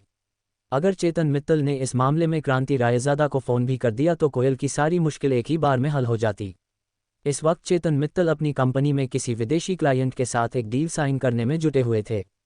इस क्लाइंट से न सिर्फ चेतन मित्तल की कंपनी को बल्कि दिल्ली के हर छोटे बड़े व्यापारी को ढेर सारा फायदा होने वाला था। पूरा सौदा लगभग 1500 करोड़ रुपए का था। जब यह मीटिंग चल ही रही थी कि तभी चेतन मित्तल के कॉन्फ्रेंस रूम का दरवाज़ा खुला और उनका सेक्रेटरी हॉल के अंदर आ गया। इस तरह से अपने सेक्रेटरी को बीच में घुसते देखकर चेतन मित्तल को बहुत गुस्सा आ रहा था। उसके आने की वजह से बाकी लोग भी परेशान हो रहे थे। उनकी नज़र में ये बहुत ही बुरा व्यवहार था। सेक्रेटरी भी इस बात को अच्छे से जानता था, मगर फिर भी उसके पास अंदर आने के अलावा कोई चारा नहीं था। सर, एक बात करनी थी आपसे, सेक्रेटरी ने धीरे से चेतन मित्तल के पास आते हुए कहा। उसने भी हमें गर्दन हिला दी। इसके बाद सेक्रेटरी उसके करीब आया और उसके कानों में कुछ कहने लगा। जैसे ही चेतन मित्तल ने अपने सेक्रेटरी की बात सुनी, उसके चेहरे का रंग बदल गया और वो अपनी कुर्सी से खड़ा होकर बोला, मुझे माफ़ करना साथियों, लेकिन मुझे अभी किसी बहुत ही ज़रूरी काम के लिए यहाँ से निकलना पड़ेगा। हम इस डील के बारे में बाद में बात करेंगे। मैं जानता हूँ कि इस तरह से मीटिंग को बीच में ही छोड़कर जाना ठीक नहीं है, लेकिन आप लोग मुझे माफ़ कर देना प्लीज़। इतना कहकर चेतन अपनी कुर्सी पर से उठा और दरवाजे से बाहर निकलने लगा। तब तक दूसरे पक्ष के अनुवादक ने उन अंग्रेजों को चेतन की बात समझा दी। जिप्सर, उन्होंने जवाब में कहा, चेतन जी, अगर आप इस तरह से डील नेगोशिएशन के बीच में उठकर चले जाएंगे तो फिर आगे इस बारे में आपसे और कोई बात नहीं करना चाहेंगा। चेतन ने पलटकर देखा तो पाया कि उनका लीडर चेतन के इस व्यवहार से बहुत ही नाराज़ नजर आ रहा था। देखिए, आपका कहना बिल्कुल ठीक है, लेकिन फिर भी इस वक्त मुझे जाना पड़ेगा। आगे जैसा आप लोगों को ठीक लगे, चेतन ने कहा और वहां से निकल गया। उसके सेक्रेटरी ने उसके कान में ये कहा था कि अभी अभी रुस्तम डांगी का फ़ोन आया था और उसने लायन ग्रुप और कोयल ग्रुप के बीच में जो विवाद था उसे सुलझाने के लिए चेतन मित्तल को याद किया था। चेतन मित्तल के लिए 1500 करोड़ रुपए से ज़्यादा रुस्तम डांगी का फ़ोन था। वो एक बार के लिए अपने धंधे में नुकसान झेल सकता था, लेकिन वो रुस्तम डांगी की नाराज़गी किसी भी कीमत पर नहीं झेल सकता था। अगर ऐसा होता तो ना सिर्फ उसे पैसों का नुकसान होता, बल्कि उसकी पूरी कंपनी और अध्यक्ष होने की उसकी जो छवि थी वो छवि एक ही बार में धूमिल हो जाती। इधर चेतन मित्तल सबसे निचले माले पर पहुंच गया था और अपनी गाड़ी की ओर बढ़ता जा रहा था। उसका सेक्रेटरी भी उसके पीछे पीछे ही आ रहा था। ठीक इसी वक्त प्रशांत के पिता जयेश भी चेतन के दफ्तर में पहुंच चुके थे। चेतन भाई, जयेश जी चेतन की ओर देखकर मुस्कुराए और उसकी ओर बढ़ने लगे। उन्हें इस बात का पूरा भरोसा था कि चेतन उनकी इस मामले में कुछ मदद कर सकता था, लेकिन चेतन ने उसकी तरफ मुड़कर भी नहीं देखा और ना ही उसकी बात को सुना। वो दरवाजे से सीधा बाहर निकल गया और अपनी गाड़ी में बैठ गया। इधर लकी भी लाल किले की दीवार पर आकर बैठ गया था। वहीं पास में एक चौपाटी थी जहां पर ढेर सारे लोग शाम के वक्त घूमने फिरने आया करते थे। लकी वहां आते जाते हुए लोगों को अकेला बैठकर देख रहा था। एक प्रेमी जोड़ा दीवार पर थोड़ी ही दूरी पर उसके पास बैठा हुआ था। वो दोनों एक ही आइसक्रीम को बारी बारी से खा रहे थे। लकी को उन्हें देखकर डिम्पल के साथ बिताए वो सुहाने दिन याद हो आए थे। लकी अक्सर उसके लिए खाना बनाता था और उसे यहीं लाल किले की दीवार पर बैठकर खिलाता था। वो अपनी जेब से थोड़ा थोड़ा पैसा बचाकर उसे आइसक्रीम भी खिलाता था। डिम्पल के साथ गुजरा उसका वक्त इतनी जल्दी गुजर जाएगा, इस बात की उम्मीद नहीं थी। भले ही उसे अपने आप पर यह शक था कि वो परीक्षा को पास कर पाएगा या नहीं, लेकिन उसे कभी यह शक नहीं था कि वो और डिम्पल एक दूसरे से अलग हो जाएंगे। उन दोनों ने इस दीवार पर बैठकर कितने सारे वादे किए थे। कितनी ही बार डिम्पल अपना सिर उसकी गोदी में रखकर यहाँ से लाल किले की मीनार को देखा करती थी। उसे उम्मीद नहीं थी यह रातों रात इतनी बदल जाएगी। डिम्पल उसके लिए उस मीनार जैसी हो गई थी जिसे वो अब सिर्फ देख सकता था, छू नहीं सकता था। जब लकी अपने इन्हीं सब ख्यालों में खोया हुआ था, ठीक इसी वक्त फिर से उसके फ़ोन की घंटी बजी। लकी ने देखा कि यह भूमिका का फ़ोन था। उसका फ़ोन देखते ही लकी उदास हो गया था। सिर्फ डिम्पल ही नहीं, बल्कि भूमिका भी उन लड़कियों में से थी जो उसके सीधेपन का बहुत फ़ायदा उठाती थी। वो कॉलेज की चीयरलीडर टीम की लीडर थी। लकी भी उस टीम का अभी तक एक हिस्सा था। भले ही उस टीम में सभी लड़कियां थीं, लेकिन कपड़े उठाने, सामान उठाने, बाजार कुछ लाने ले जाने का सारा काम लकी ही देखता था। वो लड़कियां थीं और इसीलिए वो ये सब काम नहीं करती थी, इसलिए लकी इन सब चीज़ों के लिए उनका असिस्टेंट बन गया था। हेलो लकी, अभी के अभी लाल मैदान में आ जाओ, उधर से भूमिका ने कहा। हाँ, पर हुआ क्या? लकी ने पूछा। देखो, ज़्यादा सवाल जवाब मत करो, जो कह रही हूँ वो करो, वैसे भी यहाँ मेरा दिमाग खाने वाले बहुत से लोग मेरे सिर पार बैठे हुए हैं, भूमिका ने कहा और बिना लकी की बात को सुने ही फ़ोन काट दिया। लकी को कभी कभी भूमिका के ऊपर हंसी आती थी। उसका दिमाग अक्सर गर्म ही रहता था और फिर भी उसे लीडर बना दिया था। ऐसे में वो और भी ज़्यादा गर्म हो जाती थी, इसलिए लकी उसकी बातों का ज़्यादा बुरा नहीं मानता। यहाँ बैठकर डिम्पल को याद करने से तो अच्छा ही है कि वहाँ चलकर कुछ काम ही किया जाए, लकी ने अपने आप से कहा और दीवार से नीचे कूद गया। इसके बाद उसने अपनी पेंट साफ की, अपने हाथ साफ किया और मैदान की ओर जाने के लिए निकल गया। थोड़ी ही देर के बाद लकी मैदान में पहुंच चुका था और उसने देखा कि मैदान में अभी 5-6 सुंदर लड़कियां खड़ी थी। लकी, पहले तो तुम इधर आओ, आज तुम इतने स्लो मोशन में क्यों चले आ रहे हो? भूमिका ने लकी को अपने पास बुलाते हुए कहा। वो एक लंबे से कद लड़की थी जिसका चेहरा लंबा और आंखें थोड़ी सी डरावनी थी। हर वक्त उसका दिमाग गर्म होने की वजह से उसकी भौहें हमेशा तनी हुई ही रहती थी। इससे पहले कि लकी कोई जवाब दे पाता, भूमिका ने अपनी जेब से 100 रुपये का नोट निकाला और बोली, जाओ, मेरी सभी साथियों के लिए पानी की बोतल लेकर आ जाओ। अरे, ये तुम मुझे फ़ोन पर नहीं बता सकती थी ना? अगर तुम पहले ही बोल देती तो मैं पहले ही लेकर आ जाता। अब फिर से इतना आओ, लकी ने कहा। अच्छा, तो अब तुम लीडर को सामने से जवाब दोगे? 2 कदम और चलने से ना तुम घिस नहीं जाओगे लकी महाराज। और तुमसे अगर नहीं होता हो तो बोल दो, मैं खुद ही जाकर ले आऊंगी। रिस्पॉन्सिबिलिटी नाम की भी कोई चीज़ होती है या नहीं होती है? भूमिका ने उसके सामने मुंह बनाते हुए कहा। लकी को लगता कि भूमिका हमेशा गुस्से में ही रहती थी और वो सबसे ज़्यादा अगर किसी के ऊपर बरसती थी तो वो लकी ही था। हालांकि लकी को कभी उसके गुस्से से डर नहीं लगता था। वो तो उसके काम के लिए सिर्फ इसलिए हाँ कर देता था ताकि उसकी वजह से भूमिका का गुस्सा और ना बढ़ जाए। अगर वो इसी तरह से गुस्सा करती रहती तो एक दिन उसे ब्लड प्रेशर की बीमारी हो जाने का खतरा पक्का था। नहीं, ठीक है, मैं ही जाकर लेकर आता हूँ, पर यह आखिरी बार है, अगली बार से मैं नहीं। इससे पहले कि लकी आगे कुछ बोल पाता, भूमिका ने अपनी आंखों को उसे डराने के लिए बड़ा कर लिया था। उसकी आंखें देखकर उसे मन ही मन हंसी आ रही थी और इससे पहले कि वो उसके सामने हंसता, वो वहां से निकल गया था। थोड़ी देर के बाद लकी वापस आया और उसने 5 बॉटल लाकर टेबल पर रख दी। सभी लड़कियां टेबल के पास आई और पानी पीने लगी। इसके बाद भूमिका और बाकी सभी लड़कियां बास्केटबॉल के कोर्ट पर प्रैक्टिस करने के लिए चली गई थी। लकी वहीं स्टैंड्स में बैठकर उन्हें देख रहा था। जब तक वो प्रैक्टिस करने वाली थी तब तक लकी को वहीं बैठना था। अगर बीच में उन्हें किसी चीज़ की ज़रूरत लगती तो लकी उन्हें वो सभी चीज़ें लाकर देने वाला था। जब लकी बैठकर उनकी प्रैक्टिस देख रहा था तभी उसे अपने पास से एक आवाज़ आई, तुम भी वहां जाकर उनके साथ क्यों नहीं खेलते? लकी ने घूमकर देखा तो उसके होश उड़ गए। उसके पास एक लड़की आकर बैठ गई थी। उसके बाल बहुत ही खूबसूरत थे और उसका चेहरा गोल था। उसकी आंखें भूरे रंग की थी। हेलो, लकी ने उसकी ओर देखा और मुस्कुराते हुए कहा।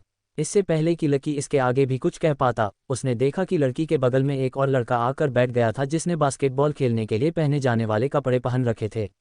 उसने पहले लकी को देखा और फिर उस लड़की को देखते हुए बोला, हेलो, मेरा नाम विक्रांत है, मैं बास्केटबॉल टीम से हूँ। मेरी फैमिली बिजनेस में है और अभी हम लोगों ने एक छोटी सी कंपनी खोली है जिसका एनुअल टर्नओवर 200 करोड़ रुपए का है, विक्रांत ने कहा और मुस्कुराते हुए उस लड़की की तरफ अपना हाथ बढ़ा दिया। लकी को इस बात पर हंसी आ गई थी कि विक्रांत ने आते ही अपने इंट्रोडक्शन में अपनी कंपनी का टर्नओवर बता दिया था। वो उस लड़की को भी उसी तरह से देख रहा था जिस तरह से वो बाकी की लड़कियों को देखता था। वो जितना ज़्यादा लड़कियों को देखता था, लड़कियां भी उसे उतना ही देखती थी। विक्रांत दिखने में भी काफ़ी हैंडसम था, इसलिए कोई भी लड़की उसे आसानी से भाव दे दिया करती थी। लेकिन इधर मामला अलग था। उस लड़की ने उसे और उसके हाथ को देख तो लिया था, लेकिन उससे मिलाने के लिए उसने अपना हाथ आगे नहीं बढ़ाया। उसने सिर्फ मुस्कुराते हुए उससे कहा, मेरा नाम अदिति है, मैं भूमिका की दोस्त हूँ। जब अदिति ने विक्रांत से अपना हाथ नहीं मिलाया तो विक्रांत थोड़ा सा झिझक गया और उसने अपना हाथ पीछे खींच लिया। फिर अपनी शर्म को छुपाने के लिए उसने अदिति की ओर उत्साह से मुस्कुराते हुए देखा और बोला, ओह अदिति, हम काफ़ी अच्छा नाम है। भूमिका को तो वैसे अभी प्रैक्टिस में बिजी है और उसे तो अभी थोड़ा टाइम भी लगेगा, इसलिए वो अभी तुमसे बात नहीं कर पाएगी। अगर तुम चाहो तो मैं तुम्हें एक वॉक पर ले जा सकता हूँ। मैं तुम्हें प्लेग्राउंड भी दिखा दूंगा और हम थोड़ी बातें पर कर लेंगे। You know, I just love talking to girls. Vikrant ने अपने बालों में हाथ फेरते हुए कहा, नहीं सॉरी, मैं यहीं ठीक हूँ। अदिति ने एक मुरझाई सी मुस्कान के साथ उसे देखा और कहा। अदिति की इस मुस्कान ने विक्रांत के लिए सारे दरवाजे मानो उसके मुंह पर ही बंद कर दिए थे। वो शर्मिंदा तो बहुत महसूस कर रहा था, पर फिर भी अदिति इतनी सुंदर थी कि वो उसे अपने हाथ से यूं ही जाने नहीं देना चाहता था। वो चाहता था कि अदिति उसके साथ टहलने जाए, लेकिन इससे पहले कि वो अदिति को मना पाता, उसकी टीम के किसी साथी ने उसे बुला लिया और उसे बीच में ही जाना पड़ा। जैसे ही विक्रांत उन दोनों के बीच से उठकर निकला, अदिति लकी की तरफ घूमी और उससे पूछा, तुम्हारा नाम क्या है? लकी ने बहुत ही फीका सा जवाब दिया। असल में जिस तरह से अदिति उसे देख रही थी, लकी उसे देखता ही रह गया था। इतने प्यार से तो शायद कभी डिम्पल ने भी उसे नहीं देखा था। उसकी बड़ी बड़ी आंखों में लकी को अपने लिए थोड़ी सी भी घिन नजर नहीं आ रही थी। ना ही उसे ऐसा लग रहा था कि अदिति को उसके पास बैठने में किसी तरह का पछतावा हो रहा था। अदिति की नज़रों में लकी के लिए कोई दया का भाव भी नहीं था। लकी देख पा रहा था कि वो जैसा था, अदिति उसे वैसे ही एक्सेप्ट कर रही थी। जब लकी को इन सब चीज़ों का भान हुआ तो ना चाहते हुए भी उसके चेहरे पर अदिति के लिए एक मुस्कान आ गई। अब इससे पहले कि इन दोनों के बीच में आगे कोई बात हो पाती, भूमिका उन दोनों के बीच में आ गई थी। अदिति, तू यहाँ क्यों बैठी हुई है? भूमिका ने कहा। इससे पहले कि अदिति अपनी ओर से कुछ कह पाती, भूमिका ने लकी को वहां से उठने का इशारा किया और बोला, जाओ, सबको पानी पिलाओ। लकी को उसकी बात का बुरा तो लगा, लेकिन क्योंकि अदिति वहां बैठी थी इसलिए उसने पलटकर कोई जवाब नहीं दिया और वो वहां से चला गया। उधर जब लकी सब लड़कियों को पानी पिला रहा था, तब इधर सभी लोग कोयल के कमरे में परेशान से घूम रहे थे। कोयल ने देखा कि सूरज ढलने लगा था और जल्द ही रात होने वाली थी। उसे लग रहा था कि मोहित रायज़ादा कभी भी उसे लेने के लिए उसके आदमी वहां भेज सकता था। बाकी लोगों को भी यही डर सता रहा था। नहीं, मुझे नहीं जाना, मुझे बचा लो, मुझे नहीं जाना, कोयल ने अचानक ही चीखते हुए कहा। सब लोगों ने उसे देखा और दौड़कर उसके पास आकर बैठ गए। तू चिंता मत कर कोयल, कोई ना कोई रास्ता निकल ही आएगा, रोशनी ने कहा। हालांकि उसे भी यही लग रहा थी कि कोयल के पास जाने के अलावा और कोई रास्ता नहीं था। सब लोग फ़ोन कर करके हिम्मत हार गए थे। किसी के पास अब कोई कांटेक्ट नहीं बचा था कि अचानक कोयल के फ़ोन पर उसके पिताजी का फ़ोन आया। कोयल ने फ़ोन उठाया। उधर से उसके पिता ने ना जाने क्या कहा, जिस पर कोयल बोली, व्हाट। इतना कहते ही उसका मुंह खुला का खुला रह गया था। आखिर ऐसा क्या कहा था उसके पिताजी ने? क्या उसका मैटर सॉल्व हो गया था, या फिर मोहित के आदमी उसे लेने के लिए आ रहे थे? मज़ा आया? अगर आया तो सब्सक्राइब कर दो नेक्स्ट चैप्टर के लिए।